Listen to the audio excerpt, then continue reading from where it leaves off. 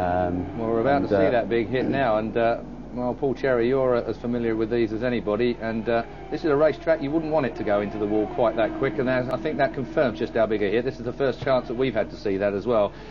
You must be horrified by that, Mike. Yeah, well, I am. You know, this form of racing is dangerous, but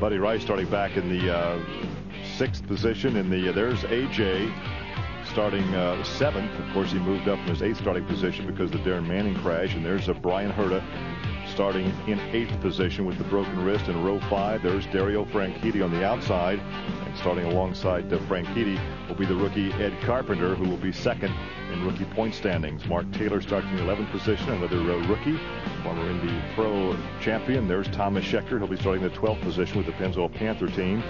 And Dan Weldon, 2nd in the point standings, but he's got a ways to go to challenge for the championship. Best qualifying effort in a long time for Scott Sharp. They'll be in 14th position. 15th, Alex Barron, driving for the Cheever Red Bull racing team. There's Townsend Bell. He'll be starting 16th.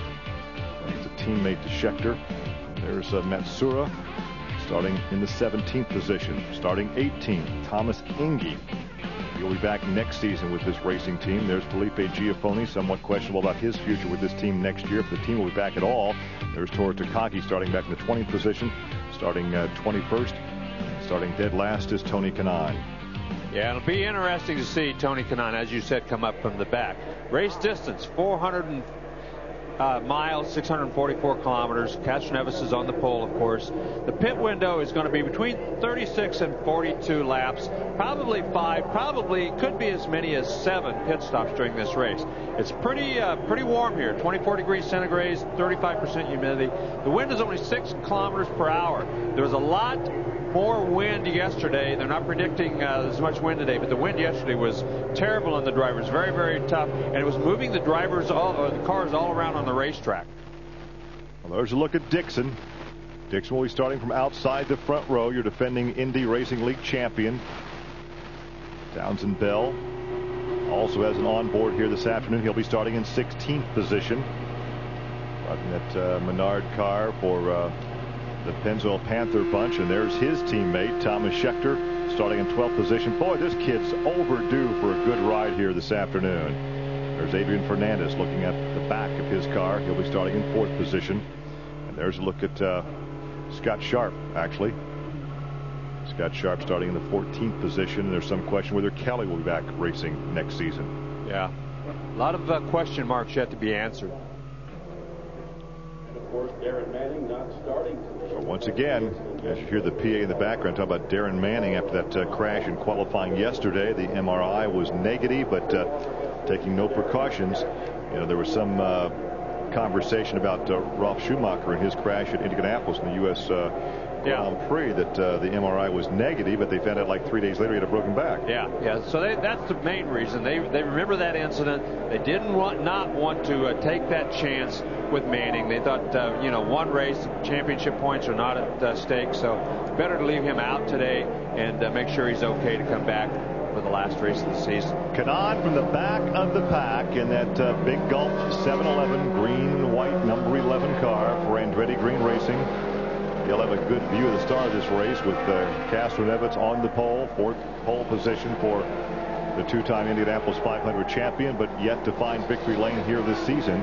So obviously for Roger Penske, this team has been the effort, or not the effort, but the results have been a disappointment this season.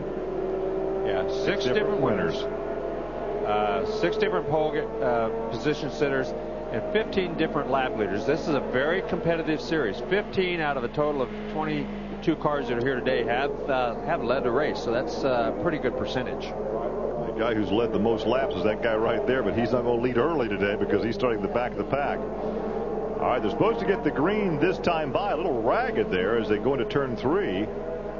Scott Dixon in a pink car on the outside of the front row. Not something you're used to seeing. But that's for breast cancer awareness, pink and white. There's Tony Kanaan at the back of the pack. There's your leader, or at least the lead pack. Coming through the corner, accelerating, the green flag flies, and we are underway here in Southern California. Second to the last race of the season as you watch Tony Kanaan trying to pass as many cars as Thomas possible. Schechter's got trouble. Thomas Schechter had pulled to the outside. And we got 3 abreast down into turn number 1, and there goes Kanaan, 3 abreast down and following them. As they scramble for position down the backstretch, Kanaan trying to pick off as many cars as possible. That was Vito Mir in the left box there under the white line. Trying to make some ground, and there you ride along with Scott Dixon on the left-hand side of your screen. Meanwhile, looking back at Tony Kanaan as he's trying to work his way up. He's already caught A.J. Foyt the fourth. Yeah, and Fernandez becomes the first leader here this afternoon. Kanaan just goes to the outside. He's passing 2 at a time. Wow. Well, Fernandez grabs the lead at the start as we're watching the action in your right box there. As he goes by one of the Red Bull cars. How about Tony Kanaan? And tries to get to the low side of Brian Herta. So we've got action all over this racetrack as we're watching Kanaan work his way through up to he was up to 15th and now up to 10th after 2 laps. Yeah, that's a long way. 10 cars in 2 laps. That's pretty phenomenal, really. And here comes another one. And Schechter is headed for pit lane. You called that on the start. Schechter did not get a good start. He pulled clear to the outside, out of everybody's way, and his was running very slowly for the first couple of laps. He's finally just pulled into pits, and tough break for him. He's had some of the worst luck of anybody. We talk about Tony Kanaan's great luck. Well, let me tell you, Thomas Schechter's had some of the worst luck I've ever seen in the IRL. Fernandez, Castroneves, Hornish, then Dixon, Weldon, Franchitti, Mira, Rice, and Kanaan is now up to 9th. Wow, and there he goes by Buddy Rice on the right-hand side of your screen. So he really has been moving up like crazy. Well, he might lead a few laps early in this race after all. Yeah, he might very early in the races. He's come a long, long way in a very short time. Well, Fernandez up in front. He's won 2 races so far this season. Has been very, very racy of late. Look at Kanaan has picked up 13 spots. Weldon's picked up 9, and Takagi has picked up 5. It's best we've seen Takagi for a while. Look at look at that move. As we're talking about AJ dropping a number of positions, we almost had contact on the racetrack. It looks like Scott Dixon's got a real bad push problem. That car takes off up the racetrack, and guys going around him on both sides while he was trying to gather that thing up. You could see the sparks right there off of Franchitti's car. That's that big bump down in turn 3 we were talking about. That's when they tried to grind down yesterday. They tried to grind it down. It didn't work all that well. Most of the drivers are still saying that it's still there. Franchitti trying to get it by his teammate Weldon for 4th position, back up in front. Those 2 drivers have put some gap now, some distance between 2nd and 3rd, but they are nose to tail down the backstretch. There is 3rd position Hornish. Here comes Weldon to the inside. And look at Kanaan. Kanaan now up to 6th position in 5 laps. Man, he just went to the outside and went around Franchitti like Franchitti wasn't even there. He's up to 5th position now. As you look back from the lead car, back to Helio Castroneves, who picked up his 4th pole position of the season, but is yet to find victory lane. Well, we talked about how much better Fernandez has been running the last 4 or 5 races. Once again, we're looking at him here as he's really seems to be on the mark. As you said, he and Castroneves pulled away to a 2nd lead over everybody else. Tom Anderson, the team manager for Fernandez Racing, said, well, we've heard nothing on the radio from Adrian. That's a good sign. Yeah. Everything's okay, so he's not talking. I got the pedal to the floor, and I just keep going around in circles. As long as everybody's behind me, we're in good shape. Well, Weldon is now 3rd. Kanaan has moved to 4th. Hornish drops to 5th. Franchitti is 6th, then Mira. And this is what we've seen from the opening of this race. Saw a bump there on the backstretch. Yeah, when you run very low down that back straightaway, there's a big bump down on the bottom. But if you don't run low, somebody's going to sneak in under you. So you got to hang down on the bottom of the racetrack over there. Well, and you have to like Tony Kanaan. Tony Kanaan could have taken it easy. He's got pretty sizable points lead with 2 races to go. That's not his game plan. He wants to win this thing from the back of the pack. No, and he went right after him right away. There's no question. He got kind of boxed up there till he got about to the starting line. But, boy, by the time he got down into turn 1, he was on the move. Clear to the outside. He was 3 wide. Well, Vito Mira is dropping back. We understand from race control somebody brushed the wall, and it must have been Vito Mira. Yeah, the yellow. Look at this. He goes. I think the yellow flag might be out. Vito Mira was the one that actually brushed the wall. Let's take a look on a replay if we can see what happened. Yeah, they're coming off a turn. Yeah, he got up there. He got into it. Didn't hit it very hard. The bad thing about these cars is they are very, very fragile. Even a very, very light touch like that can bend the suspension on the rear of these cars. So I wouldn't be surprised to see him come in and have a look at that.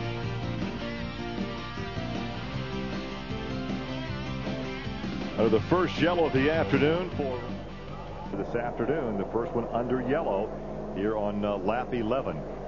Looks like just about everybody. I thought some of the guys in the back of the pack might stay out there trying to get off sequence to get up front, but it looks like almost everybody is coming in pretty early for a pit stop, but still everybody feels like they have to do it when the yellow's out. Well, Taylor does stay out. He is the one driver that stays out. Barron has also stayed out. Well, Kanaan got a great run out of the pits. So Taylor remains on the racetrack, and Thomas Inge remains on the racetrack.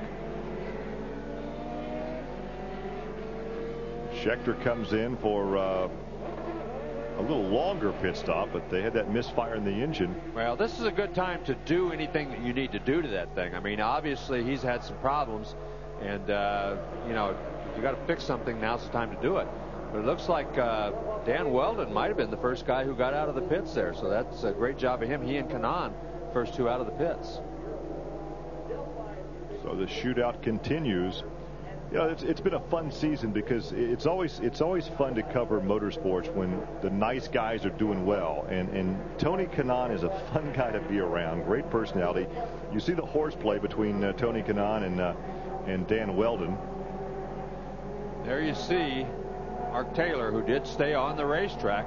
And here comes Inge in. I'm not sure he stayed out the first time, and now that he's heading in, which is going to put him clear at the back of the pack. Probably a rookie error on his part.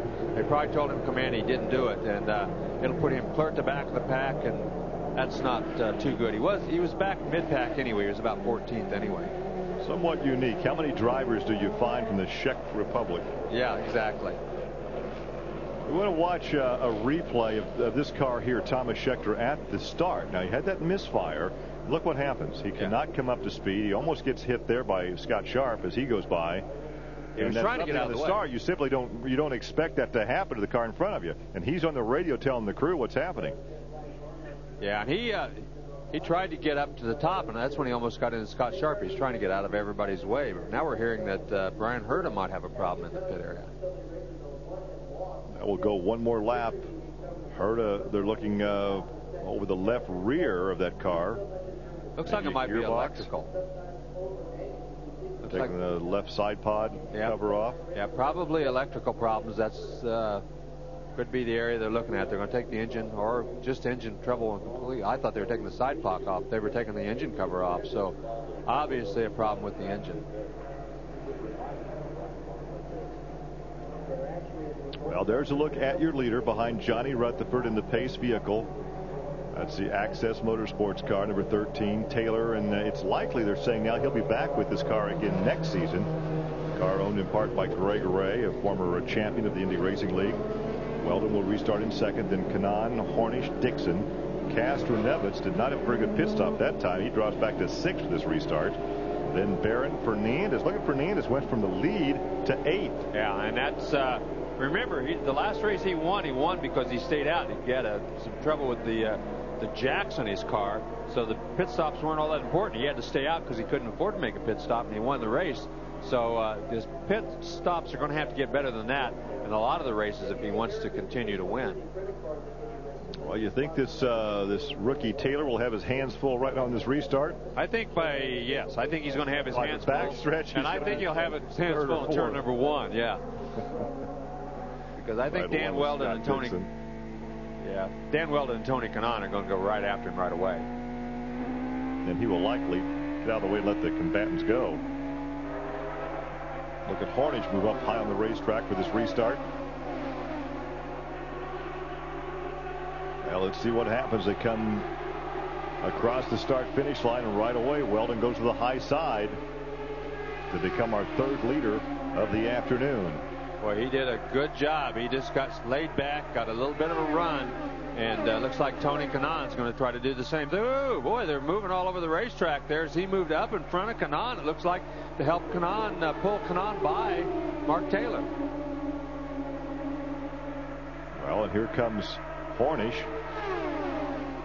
Dixon. Castro-Neves back there. Castro-Neves has gotten around Dixon. There's Hornish. Yeah, so now it's Team Green. Oh, look at this. Look at Team Penske. All of a sudden, they're showing a little muscle after that pit stop as those 2 cars moving forward very quickly. Castro-Neves going for the lead down the backstretch. He could be the 4th leader here this afternoon. We've had Fernandez out in front. Taylor led for a couple laps under yellow, and then Weldon. Now it's a drag race off the corner. Who's going to lead this lap? They're stacked up side by side. Castro-Neves.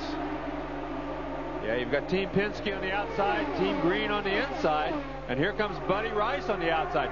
He said earlier he was running high on the racetrack to miss that bump down in turn 3, and you can see from that shot he's running higher than anybody on the racetrack right now. Here they come. Stack them up 3 wide down the backstretch. It's Castro-Neves, then Weldon. Then a battle with Kanaan and Hornish and Rice all right there together. The kind of racing we have anticipated and expected all season long. Boy, look at this. Hornish has his nose up underneath the rear wing of his teammate, kind of push him on around. Well, I guess that is, you can't push like you can in some kind of racing, but he certainly aerodynamically looked like he was trying to give him a push. I'll tell you what, though, you have to compliment the guys that put these aero packages together to run this close.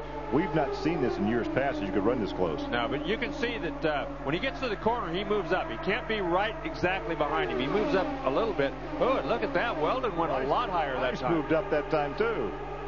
Look at Rice. Franchitti's back there in this mix. And Kanaan. And there's Franchitti back there. He's the one that's way on the outside back there trying to go around Buddy Rice. Franchitti's won twice this season. Rice has won 3 times.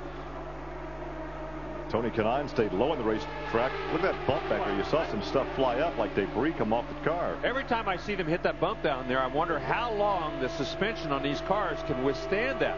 200 laps? Boy, I don't know. I mean, the suspension on these things, they're strong, but they're not made to take that kind of punishment lap after lap after lap. Realistically, you say they're strong, and they are, but these cars are very fragile for the speeds they're going. Well, that's right. They are fragile. That's the reason, like when Mira touched that wall out there, you know, you almost have to come in and take a look at it just to make sure nothing is bent or cracked.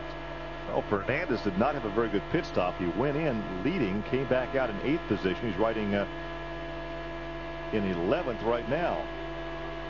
Yeah, and he didn't get back to the front very well at all. He's moved backwards, as a matter of fact. It looks like he's running higher on the racetrack. Remember, he was running right around the bottom when he was leading.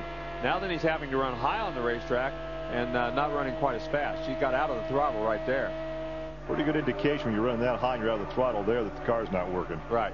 Chassis not behaving. Buddy Rice has moved around the Andretti Green teammates and in the 3rd spot.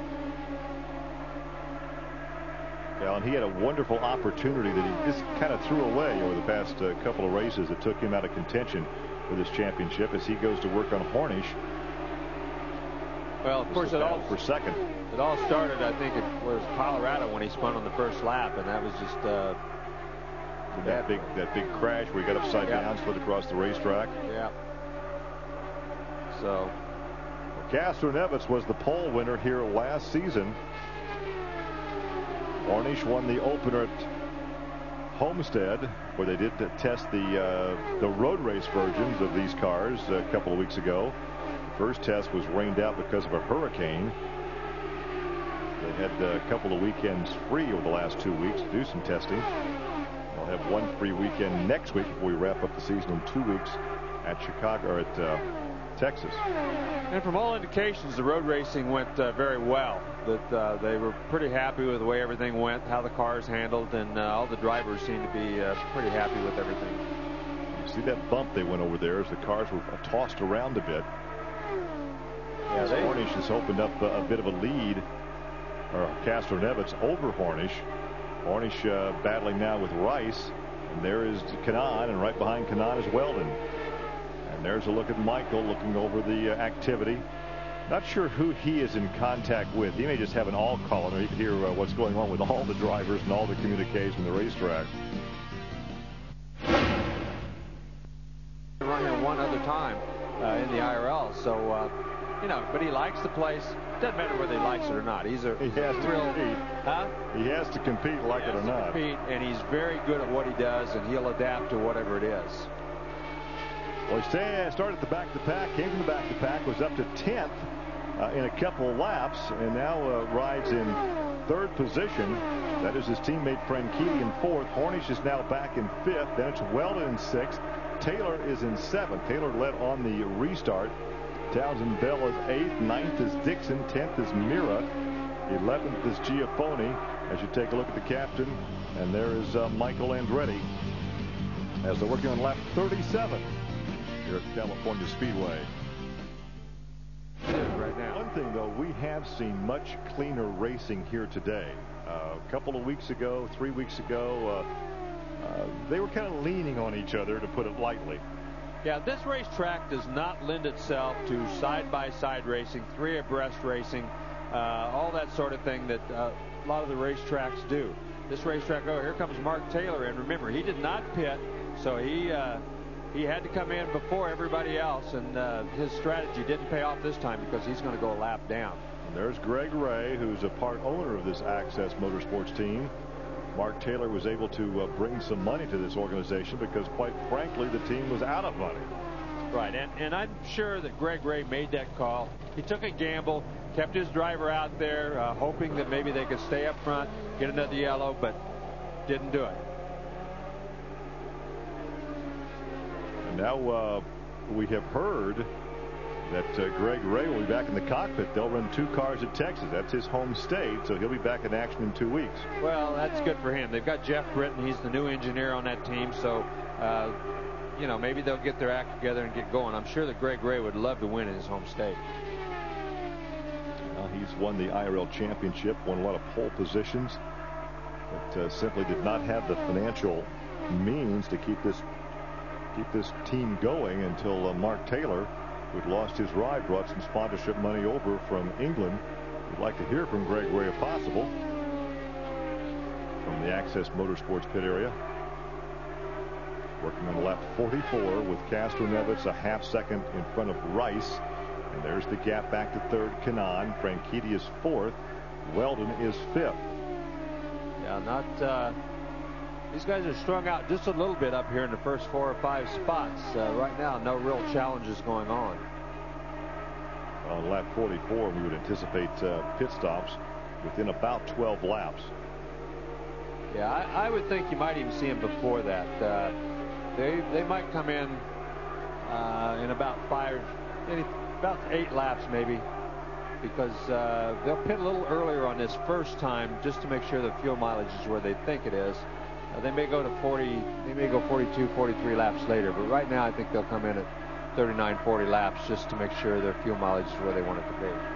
Approaching the 1/4 mark of this race, a 200 lap event. We're on lap 45 right now, and the gap is just under 1/2 second between Castro-Neves and Buddy Rice. Kanaan remains in 3rd, but Kanaan right now a 1.5 seconds back. Try again to hear from Greg Ray, the owner of Access Motorsports. Very exciting to see Mark Taylor running up front, and great news for you guys, 2-car team. Yeah, no, it's fantastic. Mark's been doing a great job. You know, I thought we had a car that maybe could have won at Chicago. We overcame that little bit of a bad weekend, and he's running good here. We had a great first pit stop. We're getting him sorted with the car, and I think we'll have a good car for the end. So first things first, we're focusing on this weekend, but I'm getting a little excited. Looks like we're going to run 2 cars at Texas. You know, our sponsor, University Loft, is stepping up, and we've created a lot of business for them, so we're getting pretty excited, but first things first today. Greg Ray, double-duty team owner, and he's getting back in the car. Paul? Jamie Little with the interview there from pit lane. Well, that pit strategy for Taylor certainly did not work, because now he's a lap off the pace. Now everybody else has to make green flag pit stops to get that lap back. Right. As long as they have to pit before the yellow comes out next time, he'll be okay. But right now, Thomas Scheckter battling with Adrian Fernandez, and Fernandez, that's for 10th and 11th you're looking at right there. And it looks like Scheckter, oh boy, he's not happy. He's shaking his finger at him. I don't think Fernandez can see that, though. Well, when you're in the cockpit, it doesn't much matter. You want to get that gesture out there. You want to get the idea out no matter what. Well, we know what he means. Let's see what he has in mind now as we ride along with Scheckter into turn 3. I think the reason he was a little unhappy, Fernandez went around and pulled right down in front of him. He thought he did that a little too abruptly. Well, on lap 49, you hear the rev limiter there as they're working for 10th position. Fernandez is 10th, Schecter's 11th. Giafone in a Chevrolet-powered car is back in 12th. Then it's Matsura, Foyt, Barron, Sharp, Takagi, and Inge. Now Taylor's a lap back. Carpenter's a lap off the pace. Scheckter, I thought he was pulling down for some reason. I thought he might be heading for the pit area, but he went way high and pulled right down back to the inside. I thought he was maybe slowing up. Well, the gap has lessened a bit between first and second. Scheckter, in fact, is headed back to pit lane. Yeah. I thought he pulled down and he pulled back up in the racetrack. I thought he was going to keep going, but obviously whatever his problems are, it's pretty tough for him. The most frustrating season for this team, a team that has won 2 IRL championships. I expected big things to happen with Scheckter, but he's been at the wrong spot at the wrong time several times this season. Had that pit altercation where he pulled the fuel tank out, the fuel line out, and had a fire there in the pit area. Looked like that was a routine pit stop, though. It looked like it was a managed pit stop. We said the pit stops are going to come between 38 and 42 laps. Well, that was about 38. Well, that was still on the 38th lap since the last pit stop, so he was probably right on schedule. I think everybody else will be coming in the next 2 or 3 laps. So right now, we'll look for green flag pit laps. Oops, and here we comes go. Helio. Here comes second place. Is Kanaan going to stay up? Oh, he's on the brakes really hard, trying to get that car woed for the speed limit through the pit area. And Kanaan came in as well. You can see a lot of guys. Franchitti is in. Looks like Weldon is in. It looks like the whole team green has come in. Well, there's the pit strategy for the captain as he leaves Hornish out. Castro Evans comes in. Took a full fuel load. You can see they were still in there 3 seconds after they put the car down. You can see the same here. The car's down, ready to go. Castro Evans had a good pit stop. Buddy Rice got out after Kanaan, though, so he loses Kanaan picks up a position in the pit lane. Here comes Weldon. There's Mira. And now here comes Hornish. I think Penske left Hornish out there so he could lead a lap, and he didn't want both those cars in there at exactly the same time. So Fernandez reassumes the top spot. He is yet to make his pit stop, as has Giafone, and A.J. Foyt remains out there. So the top 3 are Fernandez, Giafone, and Foyt. Wow, that's pretty unusual. They must have somebody on the radio telling him when to go. They had nobody on the right front telling him when to leave the pit area. Oh, Fernandez really locked up the brakes, too. As he heads down pit lane. Now we'll see if he can get a better. He needs a good pit stop. This is a green flag pit stop, so he can't afford to have a lousy pit stop here. So we'll see if he can do a little better than he did the last time in. Well, Giafone stays out. That would put him at the top spot. With Foyt second. Everything seems to go good there. Yep, looked like a pretty decent pit stop. Quickly accelerates out of the pit area. His pit is clear at the end of pit lane, so he doesn't have to worry about slowing or going slow coming out. He can just get on the throttle and take right off. So they all make pit stops under this green flag. First pit stops came under that yellow. It came out when Mira brushed the wall and caused a track inspection. That was back between laps 9 and 13. Castroneves is back in front. Look how close Kanaan is to him. Rice fell back to third, as we said, and they run just like they came out of the pit area. So Castroneves leads for the second time here this afternoon. He led laps 16 through 51 before this last round of pit stops. Hornish led a lap. Fernandez led a lap, and then Castroneves back in the lead as they work on lap 56.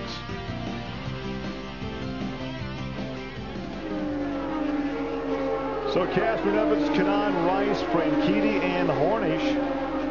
And Scott Dixon once again is back in 11th place, not having a good day after a terrific qualifying time. Just doesn't appear like he's having very much luck at all come race time. And 11th for him is not really good. George Takagi getting out of the way in the number 12 Pioneer Mo Nunn entry. He's the first car to actually be lapped on the racetrack today. Everybody running pretty well and pretty equal, but he is a lap down now. He's completed lap 56. There's the gap between first and second. Yeah, Kanaan, there goes Thomas Engie. He's going to go a lap down in that Patrick Racing car, as he's moved way up the racetrack and lets the leaders go on by. It is the fourth different driver in that car this season. Al Unser drove it early. Then after he announced his retirement, Jeff Simmons was in it. He ran, I think, one race before Jacques Lazier climbed on board. He ran like 3 or 4 races. And now Engie comes on board for this race and next, the last race of the season. But now they're saying he'll come back next year with Jacques Lazier as the second driver.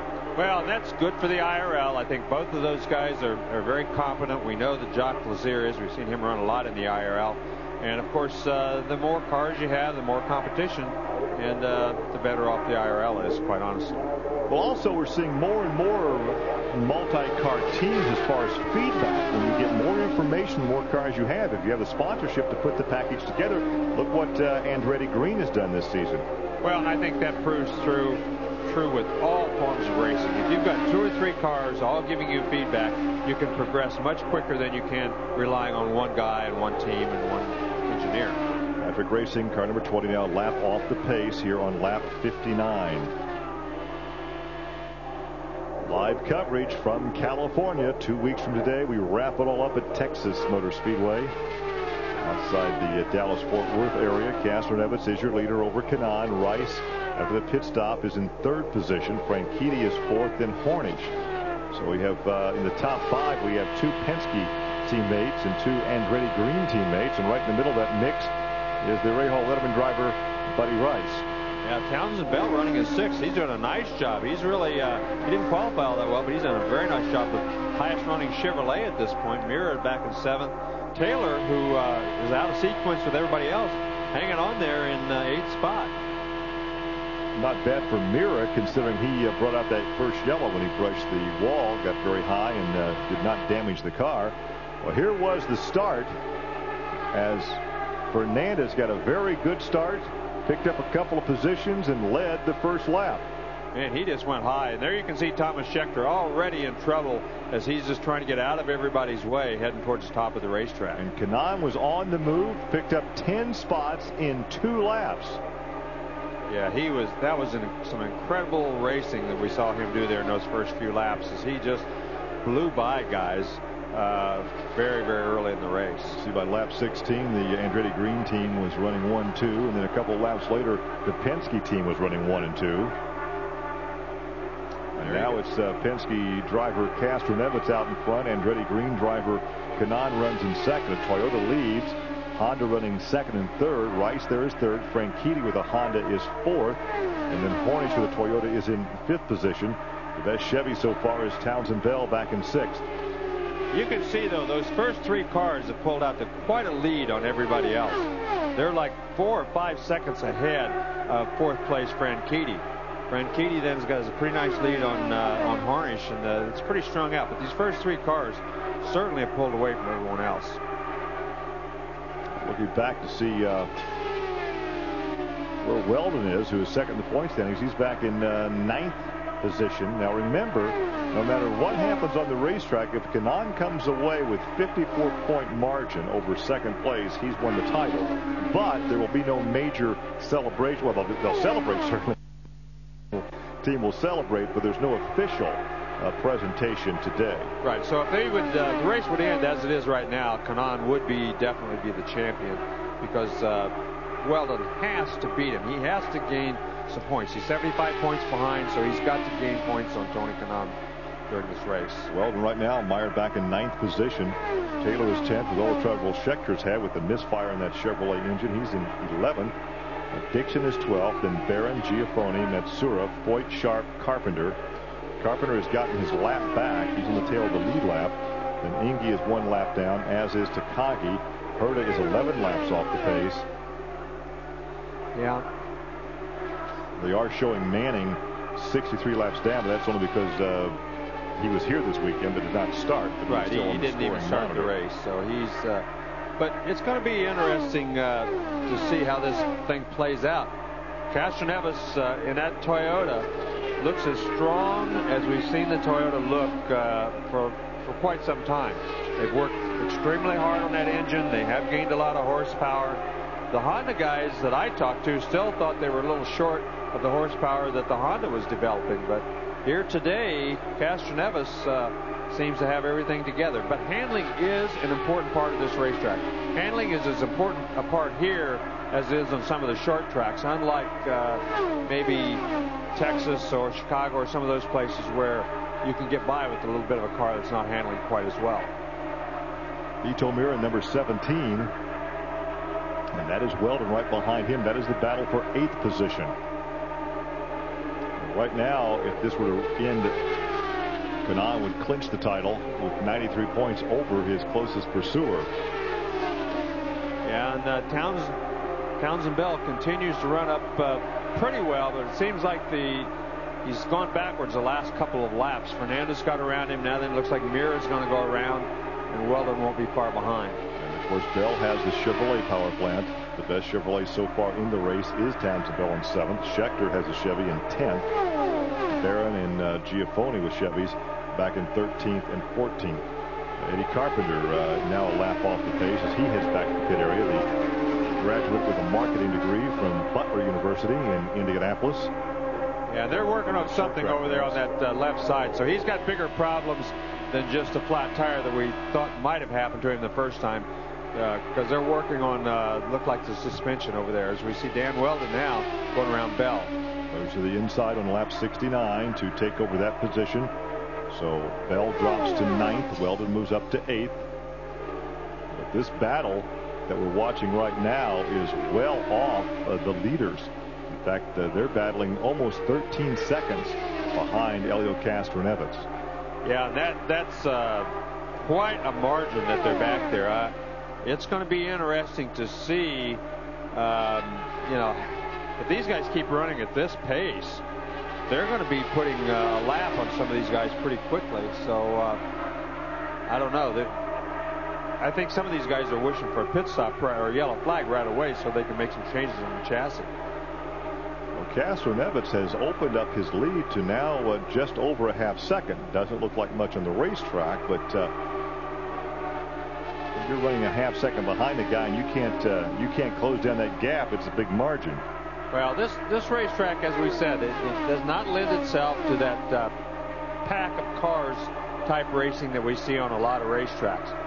It's a big, fast racetrack. You got to handle well. You got to have a lot of horsepower. And if you get those two things going at the same time, it's very difficult for people to draft you and stay up with you. And we're seeing that right now as Castroneves is pulled away a little bit from everybody. 5 different leaders this afternoon. Fernandez led for 12 laps early. Taylor led for a couple of laps under the yellow with the first round of pit stops. Weldon led for 1 lap. Castroneves led for a number of laps between 16 and 51. Our 5th different leader was Harnish. He led for only 1 lap before making his pit stop.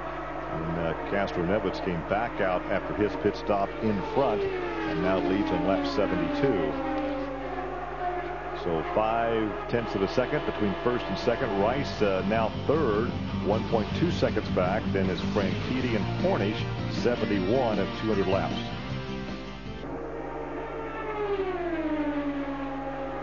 Pushing condition. Yep, right there. Right there. He gets up high coming through right through the middle of turns 1 and 2. And he seems like kind of gathered up, actually getting off of 2 and gets down the back straightaway. But getting into 1 seems to be where he's really having the most problem. And he doesn't clear Franchitti enough to pull back down in front of him. They work on lap 77, and this battle for position is well back of your leaders, Castroneves and Kanaan. This battle is some 11 seconds behind the leader. Well, and while they're running side by side, look at this. Kanaan. Buddy Rice and Kanaan battling each other. The one thing that's happening, though, is when these guys are running side by side, it gives the guy in front of them a chance to pull away. Yeah, that's what happened. When Hornish and Franchitti started running side by side, they were 9 seconds back of the leader. The last look, they were like 11.5 or 12 seconds. So they've lost like 3 seconds while they were running side by side. Right now, you have to think Kanaan would be very content to stay where he is. And if he's being challenged for that, well, he's not content with something. Well, I think he's telling him to go on by. I think he said, go on by on the inside. I'm going to let you go. That's what I'm going to say. I would think if he's being pressured at this junction, he's got a championship to win. Let him go. Oh, it looked like, buddy, they almost collided right there. He didn't want that to happen. But it looked like he started to pull down behind Buddy Rice and almost didn't allow enough room and almost pulled into his right rear tire. But I'm sure that's what he was doing. He's saying, hey, I don't want to battle you this hard, pal. You go on by and I'll follow you for a while. I've completed every lap this season. Let's just go ahead and run like this. You go on by me and I'll run in third for a while. Yep. Maybe single file we can catch up to Castroneves. Well, and those two have made no qualms about the fact that sometimes they question the drivers, what the other driver was doing on the racetrack. Here it is again. You know that he's been on the outside of him. He's been trying to go around. He's watching the mirror. Yep. He's waving at him. Go on by. Go on by. If you go down to the inside, I'm going to let you go. Buddy Rice gets the message, moves down there, and goes on by. Well, it's a good way to dislocate your shoulder, raising your arm that high out of the race car. We have seen that happen before. If you raise your arm out of the cockpit that far, it'd be much easier to call into your spotter and say, hey, go tell him to go by me. Working on lap 80, and the lead right now has expanded to over 0.7 of a second. Kanaan over a second back at third. Well, and Hornish and Franchitti. Now they're coming up on some lap traffic. That's Scott Sharp in front of them. We'll see if this lap traffic has any effect, and I imagine it will. We'll see who's better at getting through the traffic. We'll see what spotter tells his driver to stay steady or get out of the way. Sharp back in the 17th position. Right now only 17 drivers on the lead lap. And, Sharp goes a lap down. Matsur will be next, then Mr. Foyt. Yeah, and they're Tony Kanaan would rather finish third than not finish at all. That's right. Battle with these guys and not finish at all. So there goes Buddy Rice around Scott Sharp. But it appears to me that he has really closed up on Castroneves while they're battling with Scott Sharp. Well, Sharp gets out of the way. Lets Kanaan go on by.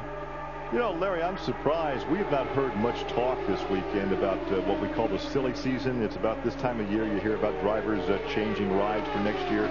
We've talked about some guys that have cemented their rides for next year and staying put where they are now. But not a lot of talk this weekend about maybe like Mr. Foyt, where he might go next year, or whether Kelly's actually going to come back next year. Kelly Racing, if Foyt Racing will come back next year. Look at Fernandez. He has caught Hornish and Franchitti and just blew by Franchitti. So Fernandez, after really having a couple of bad pit stops, really on the racetrack, he's running very well. Once again, Castroneves enjoying that 0.7 of a second lead over Rice. Kanaan has closed in a bit. He's only 0.8 of a second back. They have been running through traffic. Look at this. Fernandez just goes to the inside of Hornish and goes by him. Fourth position. So Hornish drops to 5th. Franchitti now is 6th. So the old man's getting real racy. An extremely fast race car on the racetrack, especially, well, the very first segment and this segment too. Well, they're getting ready for pit stops down below us, about 5 laps before pit stops. Down lap 85, Castroneves continues to lead, his second time this afternoon to lead. As you look back from Fernandez's car to Hornish, Fernandez now is 4th, Hornish is 5th, then Franchitti, Weldon, Mira, Bell, and Schechter.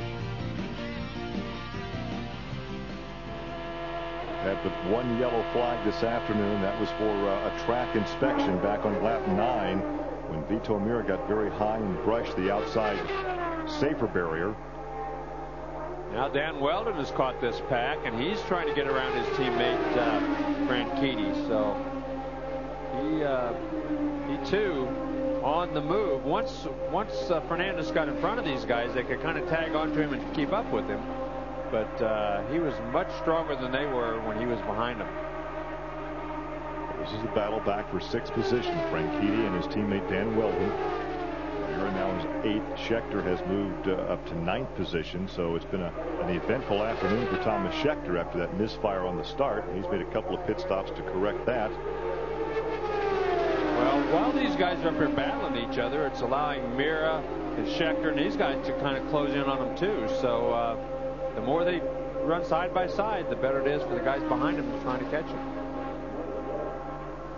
Well, we're looking for pit stops in about 3 to 4 laps as you watch this battle for 6th position. 2 Andretti green teammates, Franchitti in the blue car on the left of your screen, and the red and white car is Weldon. And right in front of them is Hornish, and right in front of Hornish is Fernandez. So 4th, 5th, 6th, and 7th right together on the racetrack.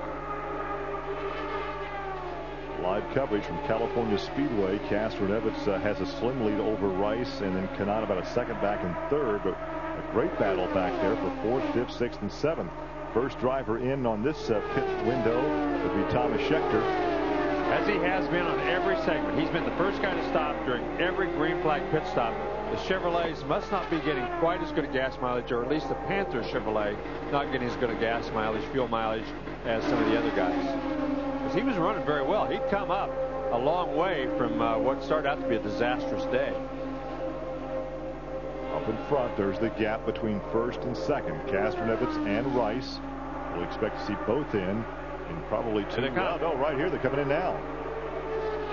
Yeah, I thought they'd wait a little longer too, but everybody heading in, so Schechter wasn't that much out of sequence, 1 lap. Castroneves has to almost flat spot the tires to get that car slowed down in the pit lane. Going to change him anyway. Taking off the shields, little plastic tear-offs. Well, everything appears to be routine. Now you'll notice again that they'll be their left front guy is the one that tells him when to go. A little bit unusual. Usually it's the guy in the right front. You can see right there as he got out very well. Kanaan second. Buddy Rice had to get out of the throttle just a little bit as a couple of cars came in front of him and cut down across in front of him, and that probably cost him a little bit of time there in the pit area. Look at Franchitti and Weldon drag racing each other out of here. Well, Fernandez stays out. He does not make a pit stop, so he leads for the 3rd time this afternoon. Well, we'll see. He was in 6th spot when this series started, so we'll see if that's how he ends up after his pit stop. Hornish also has not pitted yet, so Barron stays out, Foyt stays out, Giaffoni stays out. So right now in the lead, well, here comes that's Fernandez and Hornish. Fernandez hard on the brakes. You see the tire smoke. He did the same thing last time. Not a problem. Leads 1 lap as he stays out 1 extra lap to the rest of the leaders. And that would put Barron up in front. So Barron, Foyt, and Giaffoni will have to make their pit stops. And that would give the lead back to Castroneves. Fernandez's last pit stop did not look that bad, as this one didn't look that bad. Looked like he did everything pretty much right, except look at that. It looked like a good pit stop, but still, Hornish beats him out. He beats him out by 5 or 6 car lengths. So on the racetrack, 1 second can, or who knows, well, I don't have a stopwatch, so I don't know how much. But I'm guessing maybe 1 second can make that kind of difference on the racetrack. A huge, huge amount of difference. You see how much gap there is between those two cars as they head into turn 3. And after all the pit stops, Castroneves comes back out in the lead on lap 93. So we're approaching the halfway point. AJ finally makes his pit stop. He was up in the 2nd position when he came in. Yeah, he had gone a lap down a little earlier. He was hoping for a pit stop, or a yellow flag, I mean, would help him, but he didn't get that. I think they short-fueled that car, too. They went out very quickly. I think he short-fueled it, hoping for a yellow flag so he could get back on the lead lap. We had a couple of close calls there in the pit area on this last pit stop. Now watch this. Right there, you see Buddy Rice back there? See those 2 cars? That's what I was talking about. He had to get out of the throttle. That cost him a little time getting out on the racetrack, and probably allowed Kanaan to beat him out, because those cars cut down right in front of him. I think one of them was Frankini's teammate, yeah. Weldon. They cut right down in front of him, and he had no choice but to get out of the throttle. Look at this. Rice goes by. This is the battle for second. There goes Giafoni. I think Buddy Rice has been the 2nd fastest race car, if not the fastest race car on the racetrack. And right here's the other guy that's been fast. Castroneves, Fernandez, and Buddy Rice on the racetrack have been the 3 fastest cars, I think, even though Kanaan's been right up there with them. Kanaan's not going to get his nose dirty this afternoon. He's going to keep it clean. Meanwhile, Fernandez now jumps to the outside after falling back to 5th. He's going to try to get back around Hornish right away. Battle for 4th. Usually we see Hornish on the outside. Well, Fernandez looks to be very comfortable out there.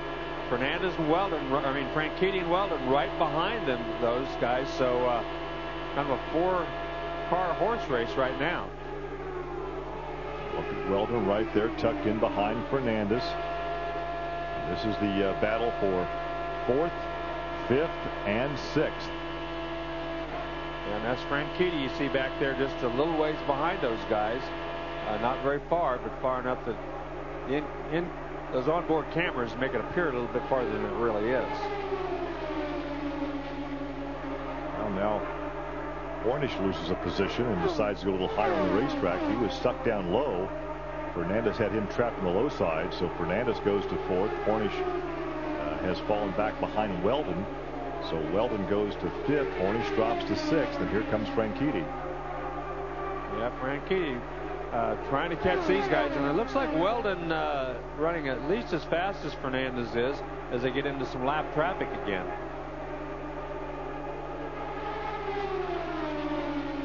As they approach the halfway point, this is lap 98 they're working on. Look at them stacked up there. Man. Fernandez down low. Almost contact as they go by Toru Takagi. Takagi now is 2 laps off the pace. Look at this. Hornish goes way to the outside, 3 wide, trying to get back around Dan Weldon. I thought Weldon was going to lose some momentum going around Takagi. Wow, they got close really right there. And look at the big gainer is Franchitti. Well, when they run side by side like that, you know, the guy behind you is going to get a little bit of an advantage. Oh, Hornish had to just fall back in behind. And here goes Franchitti. Boy, he pulls out to the high side. Thought he was going to have a run on him. Yeah, it looked like he might have. Scott Dixon, we might mention, back in the 11th spot. Still on the lead lap, but certainly not as strong as he had hoped to be after that great qualifying time. Well, Taylor now is 12th. That means 12 cars are on the lead lap, 98 of 200 laps, and Castroneves is out in front. He just loses all that momentum, all that extra speed he gets from the draft. He can't carry it through the corner, and therefore he can't get out there and pass Fernandez. We've gone past the halfway point, now 103 laps complete. But still a sizable lead between first and second, 2.6 seconds. So Castroneves looking for his first win of the year. He's had 4 pole positions. Yeah, Weldon still following Fernandez, trying to get around him. Hornish and Franchitti kind of doing the same thing back there. Now then, Kanaan I think Buddy Rice has slowed up some because Kanaan now has caught back up with him and maybe given him a challenge for second place. Remember, right after the pit stop, Buddy Rice caught Kanaan and went around him. Now then, that little situation seems to be reversed. Jastronevic has finished second this season. He finished third on 3 occasions, but has yet to find victory lane.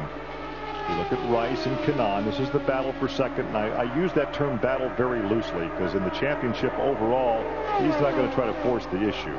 Well, he doesn't need to. He doesn't have to, and he's doesn't want to. No, doesn't want to. Doesn't need, you know, he's going to do what he has to do to win the championship. That's first and foremost.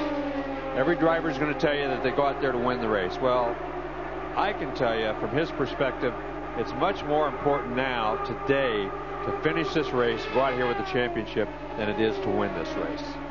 And you hear drivers talking about, like at a time like this or late in the race when they're leading, if they can hear every little sound that race car makes, and they just think the car is going to fall apart under them. Yeah. They hear sounds they never hear the rest of the season. That's right, and you know, they've still got a long way to go out here, but when you're not battling, when you're not concentrating on trying to get around somebody, or as Castroneves says now, he's got a pretty nice lead, well, then you do start thinking about other things once in a while, and you know, you've got to keep your mind on the job at hand. Castroneves continues to open up that gap over second place. Now Rice is more than 3 seconds back. Kanaan is 3.2 seconds back. They ride nose to tail on the racetrack, but that really, as we say, is not a battle for position because Kanaan is not going to take a chance. There is Fernandez looking back at Weldon, and they go by Matsuura, who is not having a very good ride. He's a lap off the pace back in 16th position as his teammate and boss drives by. Weldon with a good ride. Yep. Started back in 13th position. Said, as you heard him say, 13 is an unlucky number in England as it is in America. I want to hear from Chip Ganassi, who is the owner of Dixon's car, which is back in 11th position. Of course, Darren Manning out of today's race, did not start because of a crash in qualifying yesterday. Those of you who just tuned in, he was okay. He was released from the hospital, but they decided to give him a few days rest and not start him in today's race. Wow. Rev limiter. I guess he's on a rev limiter. Big time. He went for a long way through that corner. As they go by Takagi. Yeah, Takagi went up towards the fence. Man. Who I'm sure is watching from the hospital right now. Have you spoken to Darren, and how are his spirits? He's fine. You know, Jamie, he has a slight compression fracture in his back. There's no surgery or anything like that required. It's just a matter of him laying low for a couple of weeks. Chip Ganassi, of course, the owner of the number 1 and number 10 car. Let's talk about Scott Dixon. He's out there. He's looking very fast, very competitive, but I understand you guys are losing some places on pit road. You know, Toyota's been really good to us. They've given us more power this weekend, and you know, we're just not taking full advantage of it right now. We had a little mix-up yesterday in the race practice, and we're just not taking full advantage of the power we have right now. Oh, last pit stop, you guys.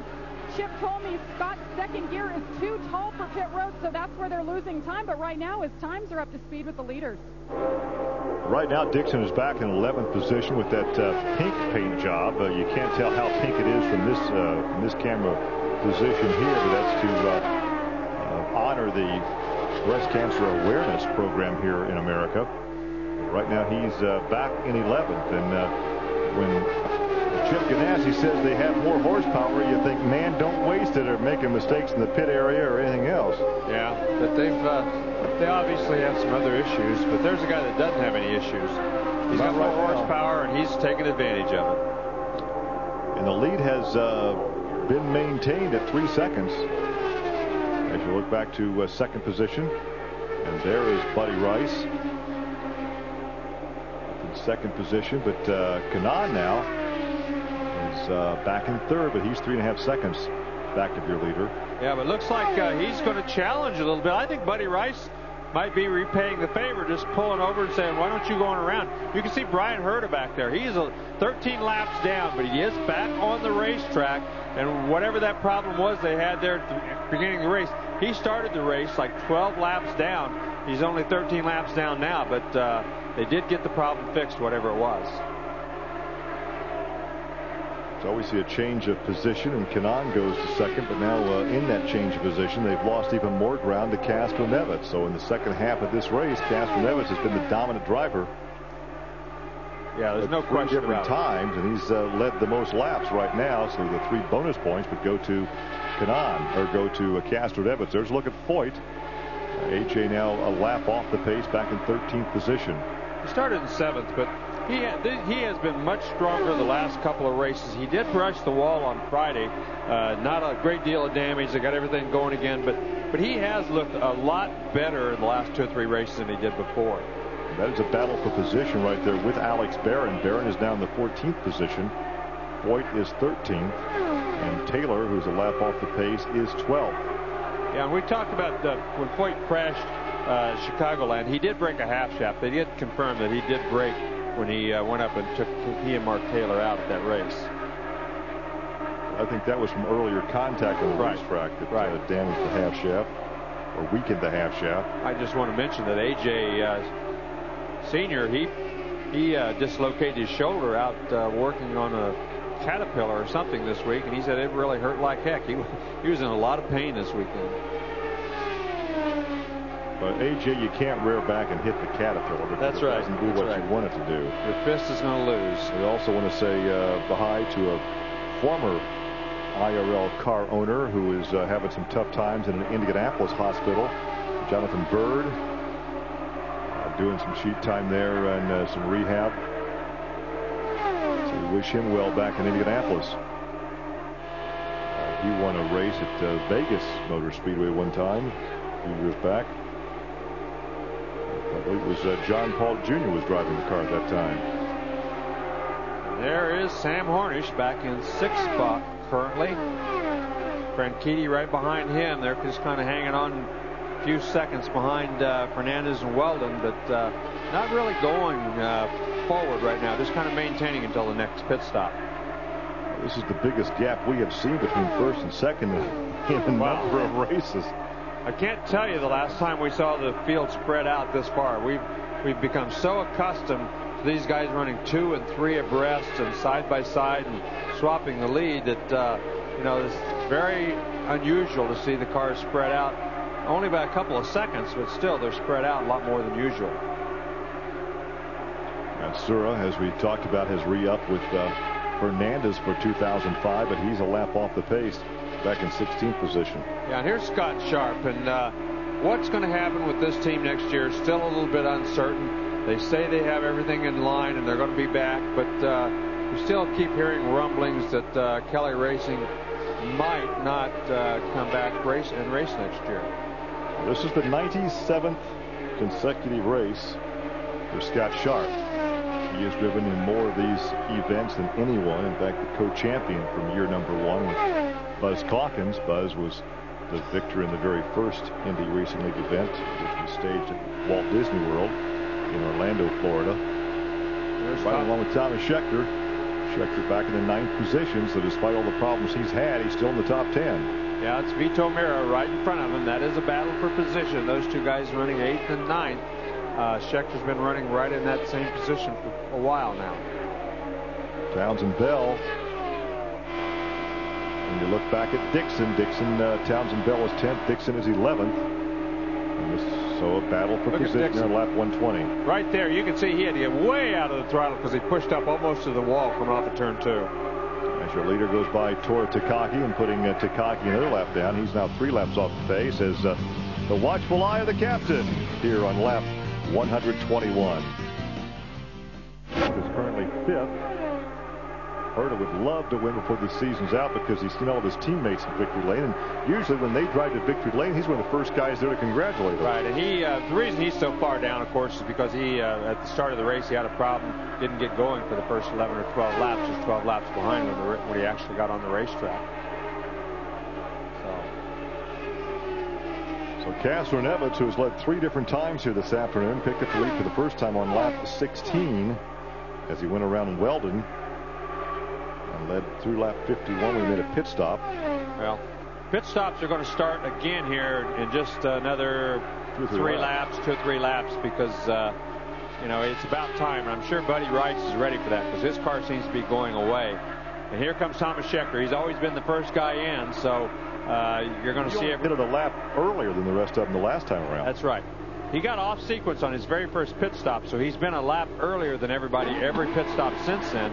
So you're going to see Castroneves and everybody else heading in probably next time or the time after that.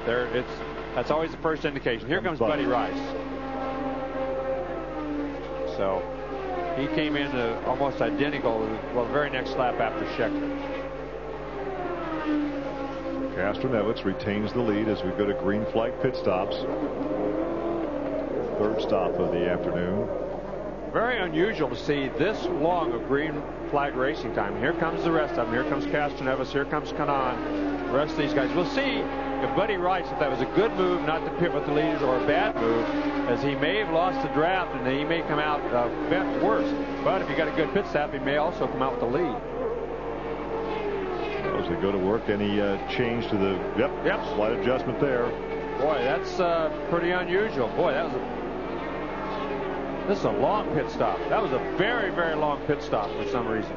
They were just waiting to get the fuel in because they changed the tires and made the wing adjustment. But see, whatever the reason, they didn't get the fuel in, and Kanaan comes out ahead of Castroneves because of that what seemed to be a long pit stop, and obviously it was longer than Kanaan's. Well, Fernandez reassumes the lead through these pit stops. Yeah, he's always run a couple of laps longer than anybody else. Here comes Franchitti. Weldon has stayed out. Hornish has stayed out. Dixon has stayed out. Bell and Foyt both stay out, so we'll scramble for positions here in the green flag pit stop. Well, Franchitti again looks, and they made a front wing adjustment. Killed it. Now, right there, that was a great job. They held him up. He started to take off. That vent hose did not come out. They held him up. He could have kept going and pulled that fuel tank over if somebody hadn't been on the ball. So Fernandez comes in, gives the lead to Hornish. But Hornish will likely be in the next time around. Weldon was right behind him. Here we'll get a good chance to see if Fernandez has any trouble in the pit area. He and Weldon came in at exactly the same time. So we'll see what happens here. Weldon's down first. No, he had a good pit stop that time. He was as good as Weldon's. And no change to the chassis. Tires and fuel. Scott Sharp comes out. Here comes Hornish. See if Hornish can have a good pit stop. He needs a good pit stop to kind of get himself back in front of a couple of those guys. Obviously, once he's in front of them, he can run with them, but he's had a tough time passing anybody on the racetrack. Penske crew, normally one of the best in the business in the pit area. And that seemed to be very good that time. It seemed like his fuel, I'm not sure why Castroneves took so long to get fuel in. It seemed like it took him a second or two longer than it did anybody else that pit stop for some reason. Foyt stays out. Foyt may be credited with leading this race. Well, that'd be a great deal. Next time around. Great thing for him. Oh, he's peeling off. Granddad brought him in. He was going to lead a lap. And here comes your leader, Tony Kanaan. What a surprise. I don't know how long he's going to stay there, though, because Castroneves is going to go right after him. Already he's doing so down in turn 1 and 2. 6th leader this afternoon. Now, Castroneves is going to try to get out there and block you behind that lap car. Don't think he's going to be able to do it, though. He sneaks by on the inside.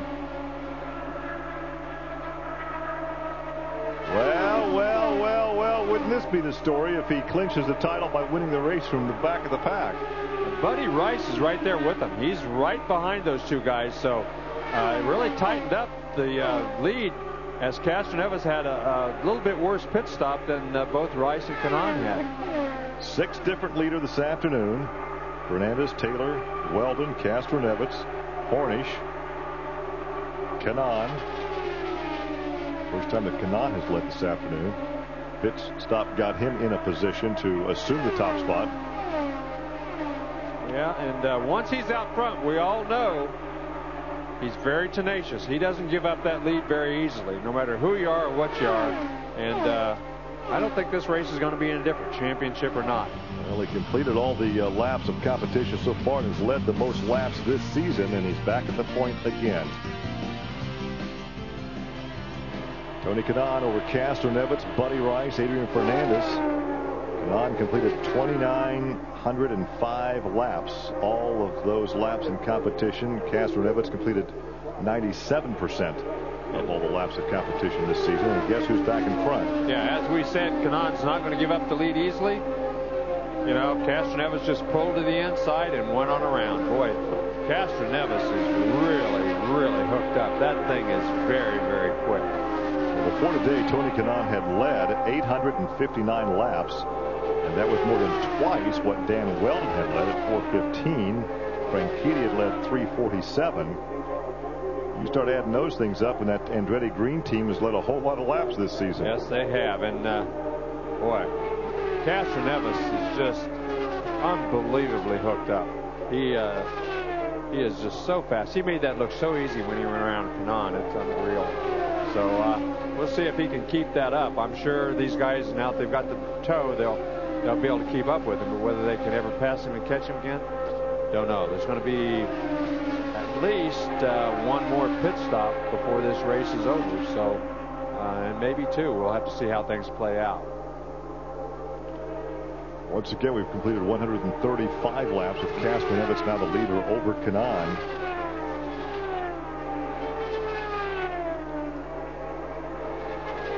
Live coverage continues from California Speedway. Castroneves out in front. Kanaan led for a few laps after that pit stop.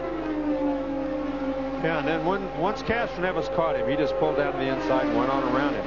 Fernandez continues to lead Dan Weldon. They're about 9 seconds off the leader and not able to close in. They've been running about that same distance behind him for a while. Just over 3,000 laps of competition this season. The Andretti Green teammates have led 1,678. Unbelievable, really. I mean, they have had a terrific year, and you know, what can you say? I mean, to lead over half the laps between those, you know, their Andretti Green team, that's pretty phenomenal, really. And although Herta's not having the kind of season these other guys are having, Herta has led 67 laps this season. Back up in front, the top three run right together on lap 138. Yeah, doesn't look like Kanaan. It actually looks like Kanaan has actually caught Castroneves a little bit here in the last couple of laps. So whatever happened, Castroneves pulled away a little bit. Now then it seems like he and Rice, Kanaan and Rice, are both just slowly but surely creeping up on Castroneves. Tony Kanaan's wife looking on from the scorer stand there in the pit area. Has the headset on so she can hear the conversation between the car and the spotter, as well as the car in the pit lane. Well, I'm sure she would love to have this championship wrapped up too, because I'm sure it'd make life at home a lot easier for the next couple of weeks if he has that championship wrapped up. Well, right now, although he's riding in second position, and right behind him is Buddy Rice, you have to believe that he is driving for the championship. Well, if he finishes ahead of Dan Weldon, he wins the championship. It's simple as that. So Dan Weldon has got to pull some magic out somewhere. But right now, Tony Kanaan seems to be one of the fastest, if not the fastest guy on the racetrack, at least one of the 2 or 3 fastest guys on the racetrack. Well, he was the fastest guy on the racetrack of the top 3 that last lap. Actually, Fernandez and Weldon, if there were a yellow, those 2 guys are running just about as fast as the top 3 guys. But they got so far behind during that one segment back there a couple of segments ago that they just have not been able to catch up, because it's all been green flag laps since, what, lap 10? Yeah, because they're racing right now for 4th position, but they're still about 9.5 seconds behind. Yeah, we've not had a yellow. The last yellow period was that period between laps 9 and 13. So we've gone about 128 laps of green flag racing. Yeah, and they're going to have to make one more pit stop. And if everything goes according, if there are no more yellows, they can get by on just one more pit stop. So it'll be interesting to see. Anything can happen in this racing. But right now, Kanaan is a little bit quicker on the racetrack. Not much, but just a little bit quicker than Helio Castroneves. Well, he may be, Larry, a little quicker, but I just don't think that he's going to push the issue at this point. There's Brian Herta. We talked about him losing like 12 laps at the start of the race. Had been running on speed with the leaders, but he's back in for... I think this is a routine pit stop. He's kind of off... way off sequence. Yeah, way off sequence because of everything that's been going on. So he just had to make a regular pit stop. Doesn't really matter. He's 12 laps back, so slow pit stop, fast pit stop, what the heck's the difference? A wider, higher line through the first corner for Tony Kanaan. The gap is about 0.2 of a second. There you see it there, about 4 car lengths. Down the backstretch, he closes in. He's been slowly closing in for the last 6 or 7 laps. And, closing in is one thing. Passing him is going to be something else. But he's certainly letting Helio Castroneves know that he is there. And as we've seen most of the year, when Buddy Rice is on the racetrack and not having problems, he's right up in the front, too, and a contender to win this race.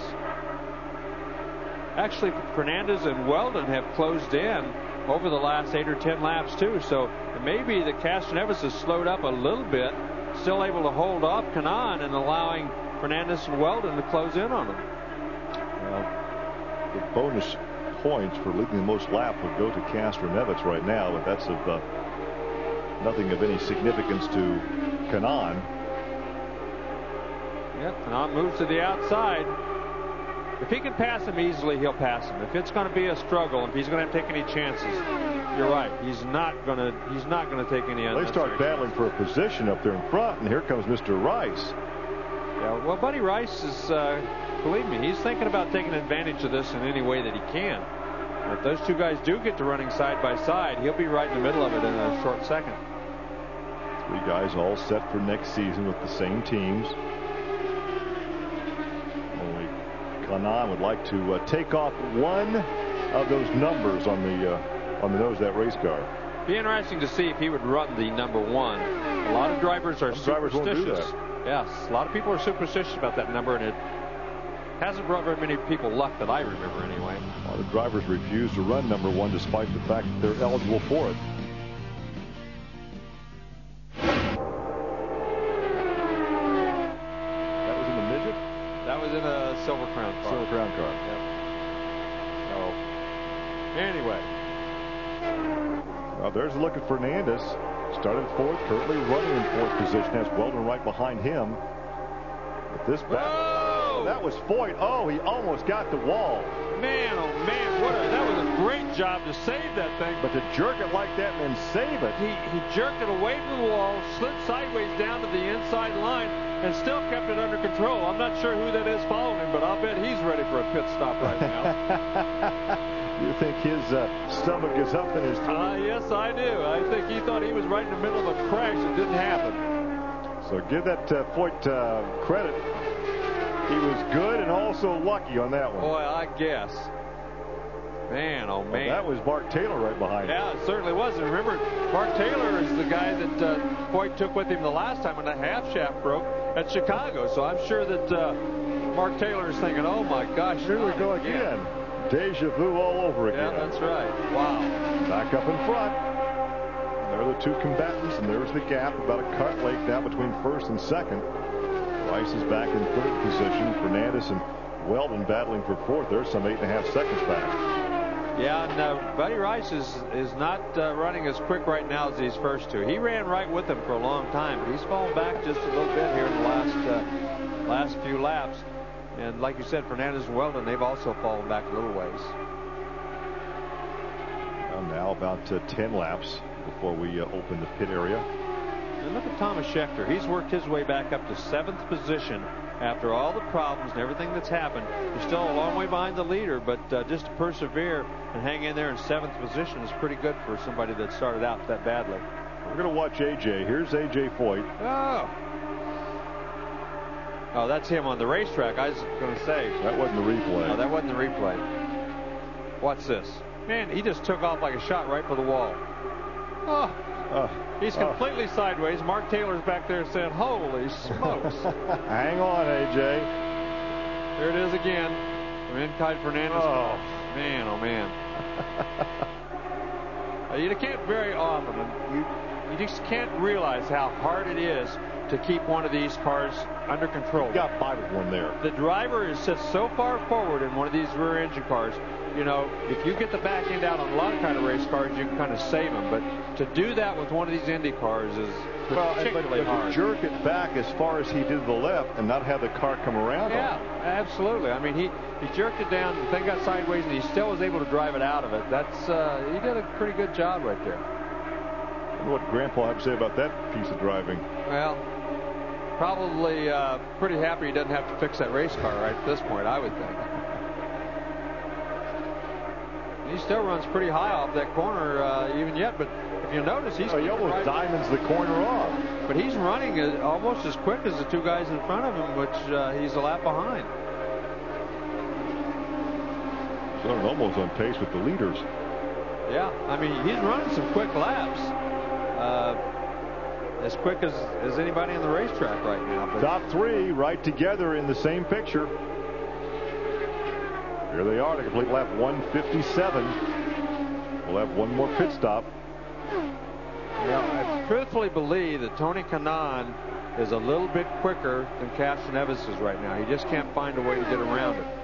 He's using that draft to try to catch him. And now that Buddy Rice, he's all the traffic out in front of him, Larry. Yeah, that could be. It doesn't seem that Castroneves gets through the traffic as well as either Kanaan or Rice. So that might be a factor here, as Buddy Rice all of a sudden has come to life. Takagi will be the first that they'll lap. Takagi already is 3 laps off the pace. He stays up high, letting the leaders go on by on the low side. Buddy Rice has got a little bit of a run, but he's going to have to pull back in behind Kanaan because Takagi's going to be in his way up there.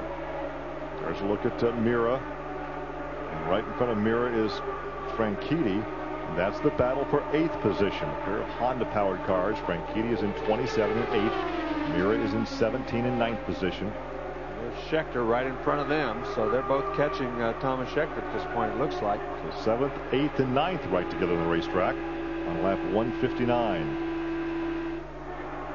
As your leaders are getting to heavy traffic, you're watching this battle back for 7th. Well, Schechter seems to be much quicker at the beginning of a segment than he is at the end. Looks like that car goes away a little bit near the end of the segment, and he slows down just a hair. We're just about 6 laps away from green flag pit stops. Yeah, he's going to be, Schechter will probably be the first guy in the pits again. He'll probably do that in another 3 or 4 laps.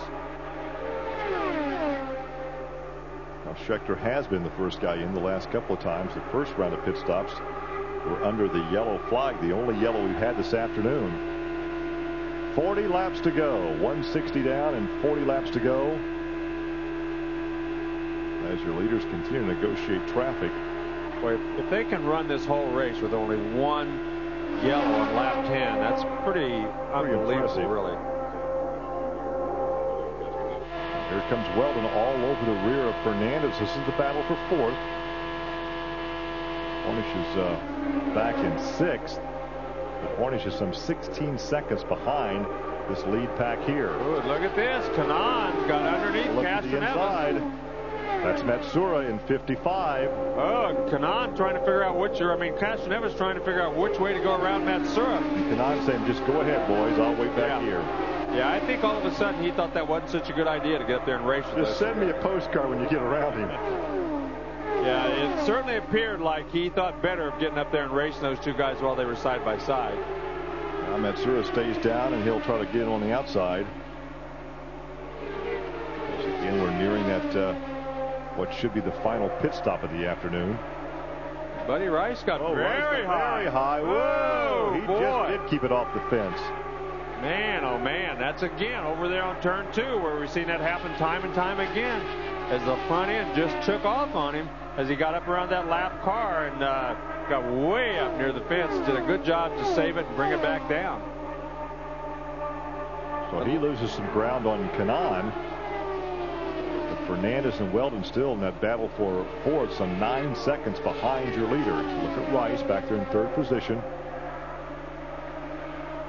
Yeah. Buddy Rice just pushed way up the racetrack and almost got in the marbles. Yeah, so he did get in the marbles. He was in the marbles. He did a great job not to get in the fence, because he was above the groove, up in the marbles, and still got that thing turned, and we've seen that can be a very difficult thing to do. Scott Dixon back in 11th position, about to be placed a lap down on lap 164. Final round of pit stops coming up momentarily. Castroneves and Kanaan right now at the top of the leaderboard. Rice had that little problem, almost got the wall, so he drops. And here comes Rice. Rice makes a pit stop. That puts Fernandez into third, Weldon fourth. He comes on in. This would be a regular planned pit stop, maybe a lap or two early. He came in pretty early last time, though, a lap before everybody else. So I think he figured it'd be better off to come in now and get tires. Here comes Mira. Here comes Castroneves. Comes your leader. Well, I guess wasn't your leader at this point. He's been leading most of the afternoon, but not right now. So Kanaan leads for the second time this afternoon. We've had 6 different leaders, but so far the man that's led the most laps right here, Castroneves. Only one yellow. That was back on lap 9 for a track inspection after Vito Mira got very high and may have brushed the outside safer barrier. Here comes Kanaan. I'm a little surprised Kanaan did not come in at the same time as Castroneves, but he did not. So we'll see how that all plays out when they get back on the racetrack. Well, Fernandez will go at the top spot now on these round of pit stops. So we'll have probably several different people assume the top spot. Good overhead view of the pit stop by the 7-Eleven Big Gulp team as Tony Kanaan waiting. Ooh. Boy, that was almost started out too early. Yep, they started. He just inched forward there about 6 inches before they had the fuel hoses out. And that's a mistake that he didn't make, but looked like he was going to. Here comes Fernandez. He led a lap under the, well, when Kanaan peeled off. Fernandez led actually a couple of laps. Well, he needs a good pit stop. He and Hornish would love to see a yellow flag once they get back on the racetrack, because they both are running as fast as the 3 leaders. But as long as they're pitting under the green, they're going to maintain about 8 seconds or 9 seconds behind them. Oh boy, they pulled the vent hose out a lot sooner than they pulled the fuel hose out that time. Well, Weldon assumes the lead, his second time to lead here this afternoon on lap 168, and then he comes in. Yeah, so he's Hornish is the last guy on the racetrack not to make a pit stop amongst the leaders. So he'll be in probably after one more lap. Seems like it's to your advantage to make an earlier pit stop than a later one, though.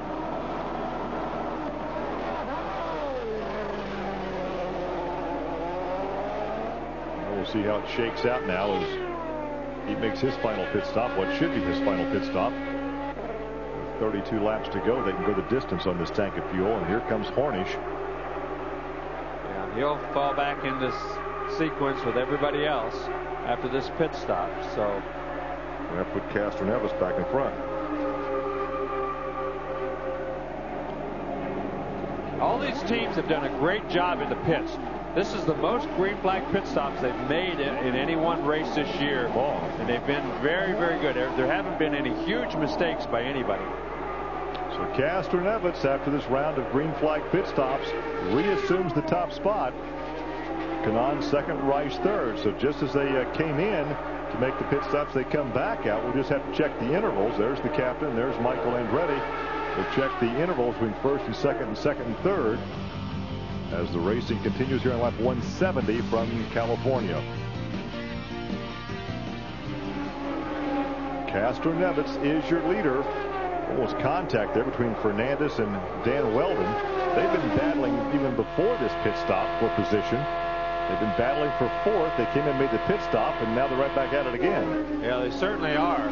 Those two guys probably for the last half of this race, the last 60, 70 laps, have been running together side by side, one in front of the other, and mostly in that order, with Fernandez leading Weldon too. Well, through the pit stop action, Kanaan lost about a second. His gap at the time that they made the pit stop was about 3 seconds, or 3/10 of a second behind Castroneves, and now he's 1.26. So he's lost a little bit of ground in a lot of racetrack ground. So this really solidified Castroneves' position on the racetrack. Vito Mira is dead sticking it, no power as he heads back to the pit area. Here you can see him. He's catching now Scott Sharp. Put Scott Sharp another lap down. Scott Sharp is already 1 lap down. Right now, only the top 8 drivers are on the lead lap. Thomas Schechter is in 8th position, and he is the last driver on the lead lap. The top running Chevy now is in 8th. Townsend Bell is in 9th, a lap off the pace with Chevrolet power.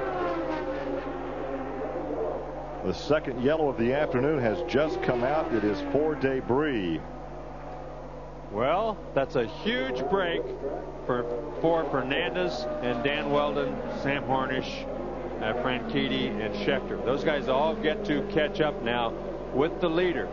It's a bad break for Castroneves, as he had a nice lead over everybody else after that last round of pit stops. But still, you know, that many laps. Wow. They've gone 160 laps. Unbelievable, really. I mean, that's a long way. A lot of great racing without any problems. There you see Vitor Mira getting out of his car. He's had engine problems, and he's out of the race. So they bunch up under the second yellow of the afternoon. The first yellow was only for some 4 laps because of a track inspection. Vito Mira, who just climbed out of his car, came up and got in the marbles, brushed the safer barrier on lap 9. They went up for a track inspection. They have debris on the racetrack now, so for the second time this afternoon we're under yellow, and it came just after all the leaders had finished their green flag pit stops. The final stop of the afternoon. We're on lap 174 of this scheduled 200 lap event. There is Thomas Schechter. He is the last car on the lead lap in 8th position. So, as you said earlier, only 8 cars remain on the lead lap. With that much green flag racing, quite honestly, I'm surprised there's still 8 cars on the lead lap. Only 1 race remaining, and that will be in 2 weeks at Texas Motor Speedway. And then, of course, next year we have a new look with 3 road races on the schedule. Yeah. We're riding along with Scott Dixon, who is a lap down now, back in 10th position. A very disappointing run after a terrific qualifying time yesterday. They've changed the mirror positions on that car. They're out there on the side pod as opposed to being closer to the cowling around the cockpit. Yeah, I guess you're right. We get another on board, you'll see there's a different mirror position placement. All of that, of course, has to be okayed by the IRL. All the changes to anything like that have to, and you have to have a mirror of a certain size. They would actually run them smaller if they could, but the IRL mandates. We'd need something a whole lot bigger, wouldn't we? That's right. At that speed. If you're going to look in your mirror very much, you got to be able to see back there. So they mandate that they be a certain size. There's Buddy Rice in 3rd. There's Dixon, who's 4th on the racetrack, but much farther back. I'm sorry, he's right in front of Buddy Rice. Sorry, on the racetrack. But a lap off the pace. Right. Buddy is presently in 3rd position. 4th is Fernandez. There is Matsura, who is also actually 2 laps off the pace. There's Fernandez, his teammate. Well, Fernandez and Weldon don't have, all they have is Matsura between them and the leader, so that's a good thing for them. And I don't think Matsura is going to hold his boss up. If he does, he might not have his. May not have that ride next year. Right. Even though they've announced he has that ride, it might not be as solid as he thinks. They might renege on that contract. They get in the way. Well, I'll tell you what, some of the best battling all afternoon has been back there for 4th, 5th position between Fernandez and Dan Weldon. Right. Hornish and Franchitti are not, they're just right behind Foyt. You can see Foyt is right behind Weldon right there. There's Hornish right behind them. So he too does not have far to go to catch up with the leaders. It'll remain to be seen. No matter what's happened all race long, though, it has seemed like Castroneves, Kanaan, Rice, and Fernandez have been the fastest cars on the racetrack. Going to try to hear from Jack Arute with Michael Andretti. She's gone to school now. She wants to drive for you, Michael. He goes, oh, good. You weren't too convincing here. Are you really bound up real tight about this chase for the championship? You've been stationed here in Dan Weldon's pit. You've been monitoring everything going on with your team. What does it feel like to you right now? It's going okay. You know, we just got to... This yellow didn't help any for Tony, for sure, because now it's going to be a shootout. But we'll see. Dan now is up in there as well. But the guy I've been watching all day is Fernandez. I think he's going to be the guy to beat now. But, you know, where Tony is now will win him the championship, and that's what we want. How do the dynamics change, though, when you chase for a championship and the two guys that are chasing each other drive for the very same car owner? You let them race. You know, that's the fun part about it, and they love it too. They are really good friends, and they want to beat each other, but you know they're going to be good, clean racing.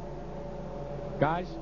A totally different Michael Andretti. I mean, we've talked about this many times, but his personality, truly, his demeanor, not personality, but his demeanor has totally changed as a car owner.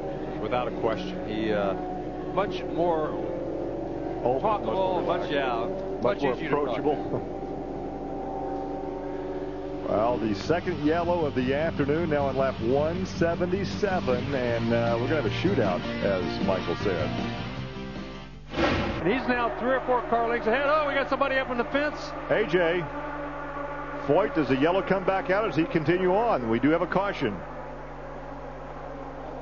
Well, it doesn't appear like he tore any of the wheels off of that thing, but yellow flag did come out, and he definitely got into the wall. So we'll see if I'm sure he'll head right for pit lane. Maybe not. He stayed on the racetrack. Or maybe take a look at the tires. Look at his shoulder. See his shoulder? Oh, he's upset. Look at him yelling right there. Well, he won't be throwing that computer monitor today with that shoulder in a sling. No. Got his shoulder in a sling after that incident with the Caterpillar we told you about on his farm out there, dislocating his shoulder. And that's not the Caterpillar that becomes a butterfly. No. That's a big old tractor type Caterpillar. An earth mover. So they brought him in. I don't know. I think they're just going to take him out of the car and say that's enough for today. Well, let's see if we can see what the replay has to offer. Okay, here it is. Everybody running 2 wide, 3 wide, going down into turn number 1.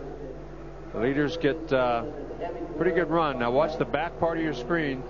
There he was. He was back there. He wasn't all that high, but all of a sudden he went up, and you can see all the black marks. He got in that wall several times and pretty good. So there's no from on board with Scott Sharp. Looks like the front end just took off. That's the thing we've seen happen a lot. And you can see he... see all the black marks he's putting on the wall. There's no doubt about the suspension on that thing was not up to running any more laps. So tough break for A.J. Foyt the fourth. A.J.'s on the golf cart. Doesn't even wait for his grandkid to give him a ride back to the pit area, back to the infield. I don't think Grandpa was very happy there. And you could see doing a little yelling and screaming as he got down off. Now he's back off the golf cart. Maybe he will wait for him. No. Let him walk, he says. Yeah, he's young enough he can walk. Yeah. I tell you what, you've known that guy for a lot of years. One of the great characters of motorsports. Absolutely one of the best characters in all of motorsports. He's always been the same. He's never changed. Always ruthlessly competitive.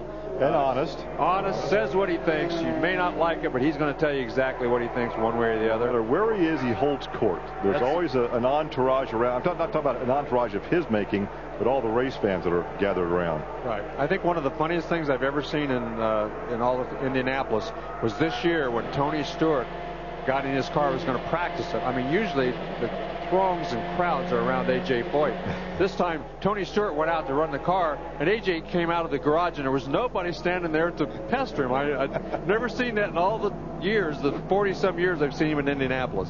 He's like the motorsports Pied Piper. He can draw a crowd and lead a crowd, but he does hold court. He does hold court. He certainly does. Well, 180 now complete, so we have even fewer laps for our shootout. Well, we'll see now if Castroneves can pull off a restart like Kanaan did the last time around. And if he can get around Kanaan, this is going to be his best shot to get around Kanaan, quite honestly.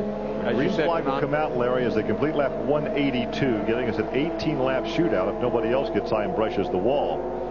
And the yellows today have not been serious yellows. We've had some slight brushes with the wall, but nothing real serious. Well, that Manning crash in qualifying was the only serious incident all weekend long. That's the worst way to hit a wall going backwards. And they did say he had a compression fracture. Now, at first they said there was no damage, but now he has a compression fracture, which all you can do is rest, and that's exactly what he's doing right now. See Dixon third there, but he's actually a lap back, so third position belongs to Rice, then Fernandez. Here they come off the corners. They pick up the RPMs. Castroneves again did not get a very good start for whatever reason. He's Rice on the high side, and Rice going to get second position. Yeah, he's going to blow by him. You get that kind of a run on the guy, you're going to go around him. And I think this is the first time all race long that Castroneves is going to find himself in third position on the racetrack while they're actually racing. And look at this. Dixon is going to get up there and mix it up with him too, and I'm not sure why. He's the lap down. Well, he's a lap off the pace. Dixon back in ninth position, but he is a lap off the pace. And here comes Fernandez. He just went around Dixon. Now then, as Michael Andretti said, he may be the guy to watch, and he is on the move right now. Well, they've made their final pit stop. Now it's just a matter of shootout. Put your foot down and keep your foot to the floorboard as he goes around. That's Castroneves coming back around Buddy Rice. So Castroneves showing a little bit of the muscle that we've known he's had. And here comes Sam Hornish. He's battling with Weldon. On the inside of Weldon for fifth position. Well, the black flag is coming out for car 26. Dan Weldon is being black flagged. They're saying he's pushing cars down. Wow. That's a pretty severe penalty at this point in the points race. It's going to take him out of the points race, actually, and give the championship to Kanaan. Absolutely. Tony Kanaan's going to win. But they were saying that Kanaan starts some blocking here. He may get black flagged for blocking. Well, that would not be out of the question, and he doesn't want to do that very many times. As you did see him, he moved up and down the racetrack a little bit as Castroneves tried to make the pass. So once his teammate has been black flagged. Well, Brian Barnhart is not bashful. If he thinks it's happening, he will make that call. No-nonsense guy. He's a no-nonsense guy, and here comes Rice on the high side. And here's Weldon. Let's watch what Weldon's doing here. Well, they're saying that he's couldn't push somebody down because he was on the inside. He's pushing Hornish up the racetrack, pulled up into Hornish, evidently, is what he's saying. But look at this. Fernandez does the same thing to Buddy Rice right there as he moved up the racetrack on him. And there is the black flag. It's a drive-through black flag penalty, but that will give the title. You see, Michael's not very happy, but quite honestly, Weldon he was a yellow flag, and that is that's Barron, Alex Barron. Those Red Bull cars are painted just alike, but that's Alex Barron in our fourth yellow. Right, bang, bang, bang. We had one yellow at 173, one at 179, and now we're at 186. And that may well give Tony Kanaan the race and the championship all at once, because there's only 14 laps to go. This will have to be a very, very quick, yellow cleanup. You could see that he was taking the steering wheel off. That's always good news. That's Eddie Cheever there looking at the replay to make sure his driver is okay. He's the team owner. Now, Eddie Cheever's a guy, you mentioned A.J. Foyt calls it as he sees it. You ask Eddie a question, he'll give you an answer. You may not like his answer, but he'll give you an answer. He doesn't get mad. He doesn't throw fits, but he definitely will tell you what he thinks. He won't tap dance around an issue. That's exactly right. Let's watch again, Larry. See if we can pick up what happened to Alex Barron. Okay. It's just got loose. It's got loose. The back end just came around. He's just slammed that thing, turned it a half turn, and into the wall. As it disappeared, he was running along there. The little air might have got taken off of the front wing, and when it did, he just turned it around. And a lot of parts laying out on that racetrack, so I think it's going to take a little while to get it cleaned up. Well, you see Alex walks away. He is okay. Here in his home state. Climbs in the emergency unit for the ride back to the infield care center. So once again, this could be a lengthy yellow, a lengthy cleanup with Kanaan leading here. 13 laps to go. On Castroneves, this could nullify what could have been a great finish. Yeah, it certainly could. I think, Fernandez, it appeared to me, did exactly the same thing that Dan Weldon did as he moved up on Buddy Rice, as Buddy Rice got on the outside of him. But all four of those cars are in contention to win this race. Yeah, but I don't know. It depends on how many laps are left when they get going again. But any of those four guys could win, and even Hornish, I think, might have a chance. Well, because of the yellow, Weldon did not lose a lap, so he is back in 8th position now. 8 drivers on the lead lap. We're out not far from Hollywood, and if you're going to write a script, what a great way to end a season-long title chase. You start at the back of the pack, engine problems on Saturday, come back, lead the race, yellow comes out, you win the race and the title. That's right, and he alluded to the fact that he had done that before in races, started in the back and come to the front. It didn't bother him, and certainly didn't appear to bother him at the start of the race as he was blowing guys off left and right. Well, we talked about what a great afternoon we had. We won 160-some laps between the yellows, and then we had that debris yellow in lap 173 for 5 laps. Well, we were only green for a lap when A.J. Foyt brushed the fence, and that brought out the yellow for 4 laps, and had just gone back to racing when Alex Barron crashed. So we've had 3 yellow segments back to back to back. I want to go down pit side with our live coverage to hear from Michael Andretti. With now 11 laps to go, riding along with Thomas Scheckter. Castroneves will be second on the restart behind Kanaan. But Fernandez, look at Fernandez. He is third, then Rice, then Horning. So if we get 3 or 4 laps of racing, Fernandez may have a shot at this thing. I think he definitely has a shot at it. We'll see. Castroneves has not been getting good starts on the restart. Probably it's something to do with the gearing. Well, let's hear from Michael Andretti pit side. Back in the heat and the sunshine of Southern California with just over 10 laps to go, a championship to be determined. Michael Andretti's drivers, of course, figure in that as we've chronicled all day. But this black flag incident for Dan Weldon, how tough is that to swallow? Yeah, pretty tough, because to me it didn't look that bad. I've seen a lot worse things happening out there, and I was quite surprised at the call, but that's the way it goes. How frustrated is he?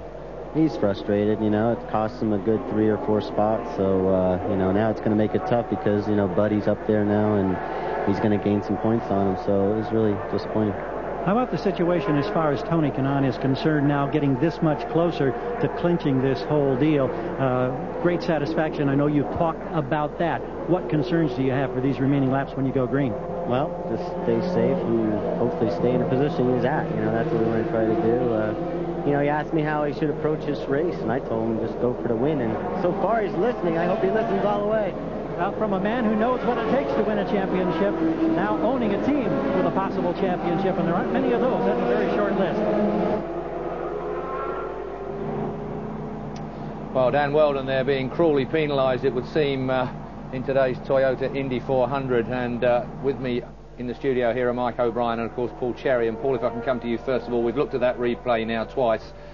A harsh penalty, but may have just about been justified, do you feel? Looking at it on reflection, possibly. Both Mike and I thought that Scott had slowed, forcing Dan up. But at the end of the day, that's what mirrors are for. And sadly, on this occasion, I'd have to say probably the IRL officials are right. But what Michael Andretti is right in saying is there have been far worse incidents throughout the race, and they've obviously just decided, it's nearly the end of the race, we'll throw that one in. Well, Mike, this is the first time you've been in the Sky Sports studio with us, of course, and we've had a flurry of yellows towards the end of this race. It's been quite static until now. Dan Weldon being penalised there, but Alex Barron's crash taking us on this 4th yellow at the moment. It looks like Tony Kanaan is going to walk away with the championship here and now. Yeah, I think, on the restart he looks very strong with the Honda power. It looks like it's got enough just to keep him in the lead. And I think the danger is really for him that Fernandez jumps Helio for second and gives him a run for his money. But he's looking very good at the moment. Just quickly, as far as the Dan Weldon incident was concerned, justified or not in your view? I think it's very harsh, but I think maybe after Chicago the drivers had a talking to and they probably warned anything will be jumped on. So we both thought Scott Dixon was holding him up, but on reflection, probably about fair. Okay, well, it seems to be Dan Weldon may have been fractionally naughty, but let's get back to the track now, live of course, because we are in the closing stages and we may well see the IRL champion crowned here of course. So let's go back to the track now. We've just 6 laps left.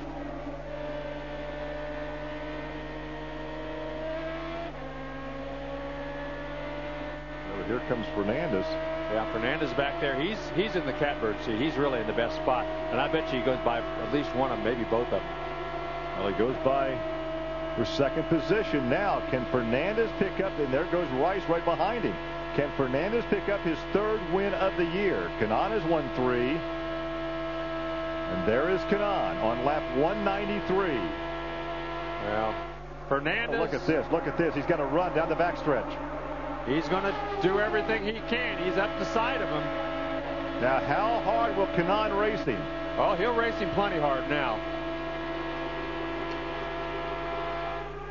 Side by side. They complete lap 193. Wow. Fernandez. You called it. Michael Andretti called it. Fernandez. He shifted gears right there in the middle of the corner that time as Kanaan got a little bit almost touch wheels. It looked like Kanaan moved up the racetrack a little bit that time down the back straightaway, but look at the good run he gets going down the back straightaway, but then going through 3 and 4. Through the corners, the inside line is a little bit quicker, no question. Working on lap 194. Everybody on their seats, side by side. Oh, we got a big crash. This will end under yellow. Who's going to... Fernandez led the last lap. If this is the way it is, Fernandez is going to win this race. That was Schechter, and who else was involved? We can't see from our... I think that's Thomas Inge, isn't it? It was a red car. So Schechter is okay. We see him taking the steering wheel off. That was on lap 195. That is Inge. So Fernandez is the leader. Fernandez got around, has the lead. And this race will, I do believe, end under yellow. Yeah, I don't, 4 laps to go. He certainly has a good look at him going down there to miss all that debris. He's going way down under the bottom to miss all the debris. They're working on Thomas Inge there, trying to get him out of the car. It looks like he's standing up. Thomas Schechter standing up. That's the good news. The bad news is that Kanaan and Castroneves are both going to have to take a back seat to a guy named Fernandez. We're going to take a look again, hopefully, on a replay, Larry. And here you can see he's following. Oh, Inge just gets loose. Schechter had absolutely nothing he could do. What caused that car, and I would love to see that replay again if we can, what caused that car to snap loose like that? I don't know what caused it. It just looked like the back end got loose, and he got sideways, and once he was sideways, Thomas Schechter, of course, everything happens so fast. I mean, you have no time to react, no time to turn. All right, look at the gap right here at the line. This will be for most likely the win. Oh, man. Let's take a look and see. You think every lap is not important to lead? Well, that one was the deciding factor. That might be, and I'm sure that Michael's not going to be real happy, but let's see what he's got to say now. Down to the pit of Tony Kanaan and check with the team, and then just got confirmation apparently through officials at the IRL. You're going to be back in first place with your driver? We're back in first. Well, I saw the yellow came out before the start-finish line, and obviously he passed us after the start-finish line, so they're correcting it, so it's great. They made a good call. Just another wrinkle in your new career as an owner, huh? Yeah, right. No, it's just awesome. I mean, Tony did an awesome job today, and the whole 7-Eleven team, so just dream year. Dream year. You think they'll get this thing cleaned up in time to get going? You get any feel for that? I hope not. That's about as honest as it gets, I think, right there. Wow. The timeline in turn 4, and you heard Michael say that the IRL had reversed it and put Kanaan back up in front. And they have, at this point, put him back up front. Remember, this is what happened at Indianapolis, because technically, at the second the yellow flag comes out, whoever's leading at that point should be the leader of the race, not at the start-finish line. So remember the big controversy at Indianapolis? Paul Tracy. Yeah, with Paul Tracy, and that went on for months. And so far, it looks like they have decided that Fernandez was behind Kanaan at the second that the yellow flag came out.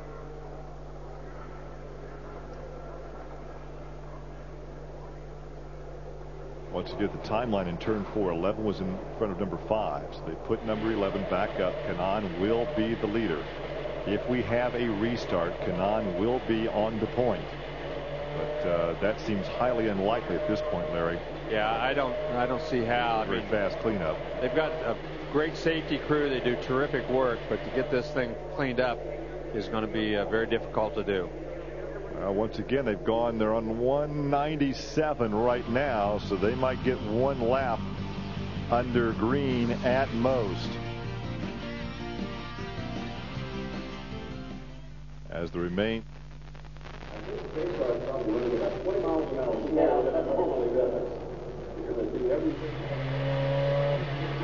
Well, it's all happening in the closing stages here at the moment, isn't it? The 5th yellow then, Thomas Scheckter and Thomas Enger getting out of this Toyota Indy 400 in the most dramatic of manners. Thomas finding no room as Thomas Enger was completely sideways in front of him. Scheckter very lucky not to launch over the top. We are under our 5th yellow, and this looks pretty much like it may finish under a yellow flag, and Kanaan now being put in front of Fernandez will mean that the new IRL champion will also win today. He's just looking so good at the moment, Tony Kanaan, behind the pace car as the laps click away. Here and in the studio, of course, are Mike O'Brien and Paul Cherry. Mike, if I can come to you first. I mean, it's all happened, isn't it, in the last few laps? We had the longest period under a green flag, I think, this year. Yeah. And then all of a sudden we've had 4 yellows in the space of just a few laps above that. But Tony Kanaan and Andretti Green, they've pretty much done everything right, haven't they? They've got it pretty well. Yeah, well, Tony started dead last, and he came through to the front, and he stayed there. And looks like he thoroughly deserves the championship this year. As you said, he's completed every lap now of every race, and unbelievably consistent achievement, really. Although you have to say, it looked for a moment, Paul Cherry, like Adrian Fernandez might have just got very, very lucky there. That yellow came out at a point when we weren't too sure whether it was Kanaan or Fernandez that was in front. In fact, I'm still not too sure of it, but I'll live with the officials. Timing and scoring will be the ultimate thing, and they say put him to the front, so that's the way. But no, Fernandez obviously had a very good race setup, and I think he was doing as we saw Buddy Rice do at Michigan, just hanging around waiting for the last few laps, because he certainly had the legs off everyone. Unfortunate for Thomas Enger, of course. We were going to talk about Thomas Enger, Formula 3000, and I think Pro Ferrari as well driver. He's come here for the first time. It's a bit of a baptism by fire. I think we talked at the beginning of the show about how difficult it might be for him to adapt to ovals. Well, I think he's found out the hard way now. Sideways on in the middle of a turn with Thomas Scheckter closing down on you at 200 odd mile an hour. Yeah, well, the car just got a little bit loose on him and fishtailed a bit, and he was gone. And obviously, again at 200 miles an hour, Thomas hit him, and it was lucky it wasn't a repeat of the incident of Darren and Buddy Rice last week, where one car went over the other. They rattled along the wall, and both jumped out pretty unscathed. But there's fairly spectacular. I mean, they're travelling obviously a very rapid rate of knots around here. There is a little bit of wind about as well. We've talked about that. There's a huge bump before you get into turn 3 as well. Conditions, not ideal, are they? It's still pretty tricky. It can all go wrong out there, as we've seen in these latter stages. Yeah, I mean, everybody says about this oval series that it's just going round and round in circles. Every single one of these tracks is different. And we're going to get a couple of like we're going back under green. Paul Cherry and Mike O'Brien, thanks very much for your comments. Look at that, 5 abreast then as we come under green for a real dash to the flag. Well, he was in the almost contact. And look at Buddy Rice. He's out there 3 wide. He's going to go from 5th to 3rd, it looks like. Down the back straightaway, still side by side. And look at Weldon. Weldon is way back up there in front. He's gone the inside. Weldon's going to go to 3rd. Weldon's up to 3rd. Unbelievable. Gronevitz drops back. Now they almost get together. Who's going to win this thing? And it's Fernandez. Michael called it. You called it. Fernandez wins it. Unbelievable. Fernandez, the 3rd victory this season for Adrian Fernandez, the oldest driver out there at the age of 42, picks up his 3rd victory of the year. Dan Weldon, after a black flag, moves up into 3rd. Terrific run for him. 3rd position. So Fernandez wins it. Kanaan takes 2nd and the championship. And who would have ever thought we have a crash, Larry? We have a crash on the racetrack after the checkered flag. Wow. Castroneves finishes in 7th after all that. Oh, that's our champion doing it. No, that's not the champion. That's Herta. What the heck is Herta doing? What's? Wait, oh, no, they're all of them are doing it. All the teammates are doing it. That was the crash we were talking about. They're all doing burnouts. They're all back there. They're going to hit each other. That's what I was run into each other in all this smoke. That's exactly what I was thinking. All 4 of those guys are going to crash into each other back there doing burnouts. I thought we had a a crash after the checkered flag. So Kanaan takes the championship. Wow. Fernandez wins the race. Well, that's pretty unbelievable. Here's the picture of the finish, and you can see Fernandez by about a half a car length. Just, he got that good run like he has done. The second guy has a huge advantage on the guy in first place because he can see when he starts to pick up the throttle, and he can get that little bit of a run, and that's exactly what he did. Here they come. Here's this little choreographed, whatever you call it. There's Michael. There's always another wrinkle, and you've just experienced one. Yeah, there is, but almost perfect day. But boy, Tony did a hell of a job, and then Dan coming up there snuck in and finished 3rd, which put him ahead of Buddy. So good day. Are you disappointed that it couldn't have been the perfect ending that you thought might happen here for Tony? I guess you can't get too greedy.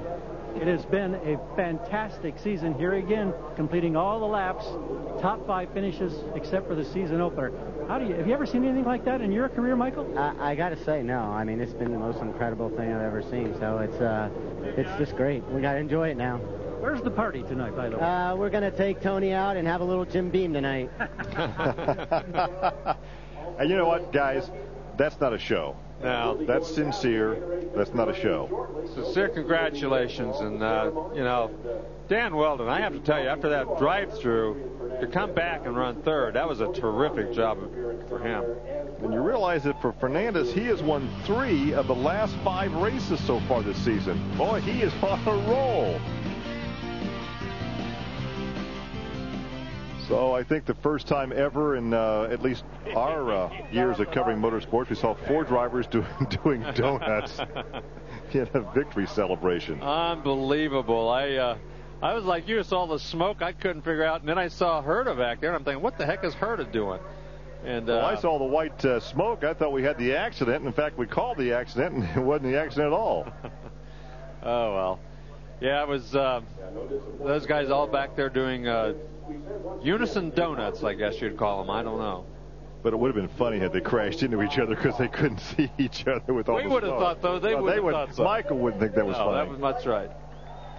No matter what. But, well deserved. They have had a terrific year. The whole team's had a terrific year. And I guess for all of them to celebrate at one time was very fitting. Well, and once again, one of the closest finishes ever. Just almost a photo finish. We've come to expect that here in the Indy Racing League. Yeah, I mean, we were actually one point. Second victory, it's like a huge gap. Yeah, we were thinking, geez, these guys are all spread out there. They're almost a second apart here, and now then it ended up like that. So one of the closest finishes here at the California Speedway, with Fernandez edging Kanaan, and Weldon takes 3rd, then Hornish, Rice, and Franchitti. So to the victor, Adrian Fernandez, his 3rd victory in 5 races. Want to hear from him, and of course Tony Kanaan captures the title. The season. You didn't make it to Homestead, but you come here to California, you win yet another race. Wow, 2 in a row. Way to go. I tell you, I'm so excited for my guys.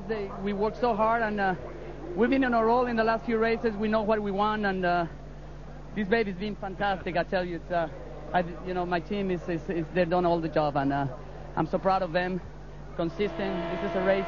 Let's go back to this last lap. We're showing it right now, and just take us through the emotional roller coaster and what you were trying to do. Well, firstly, I thought I was leading before that yellow came, so I was discussing with him. with John Ward about it, and they said, well, the 11 is in front. Okay, I never thought that they were going to really get the restart. It was a lot of mess on the racetrack. But they did a fantastic job on restarting, and I tell you, even in the restart, I got sideways. I put so much power. I was just trying to get Tony so bad that I got sideways. I knew I had a stronger car. Tony really respected his line and everything, and it was a great finish. I mean, so close. I was just looking at his left tires. I said, oh, come on, Tony, remember me? You had a little fun, though, with Tony before the race, making fun of the fact that he was so far back from you. Did you kind of regret that comment when you were so close to him on that last lap? Tony's so strong, being so strong. I don't know if he clinched the championship, but he did. So if he did, I take my hat to him. He's been fantastic. I know him since he started in Indy Lights, and he's a really good driver. I knew he was going to be in the front. It was just a matter of time. Adrian, I want to go back in your career because much like Tony Kanaan, it's been both up and down for Adrian Fernandez. I mean, you had to sleep in your trailer. You had to do so much to try and control your own destiny. You and Tom Anderson do exactly that now. And all of a sudden, you are a major force in IndyCar racing. Well, you know, you just have to wait when your opportunities come. And then when you get them, you know, you just get a few good opportunities. And when you get them, you have to take them with all your arms. But you know, the most significant thing for me is not that Adrian Fernandez is winning as a driver. He's winning also as a team owner with a great partner like Tom Anderson. And that, for me, is everything. Paul, one thing he's got to work on, though, when he pulled into victory lane, it's the opposite end of where his team was located. I had to help him get out of the car. Well, I'm sure as happy as he was, he could climb out eventually on his own. There is the happy team right there. Yeah. Kanaan stopped a good ways from his team. They've just caught up with him. He's a very happy camper right now. Thumbs up. Give me a thumbs up. So Kanaan takes second this afternoon, but clinches the title. Unofficially, Dan Weldon took third, then Sam Hornish, Buddy Rice, Dario Franchitti, and Castro Neves. Dixon was a lap off the pace as you take a look at the last half of the field. And so once again, our congratulations to Adrian. What a great finish for Adrian Fernandez, his second straight win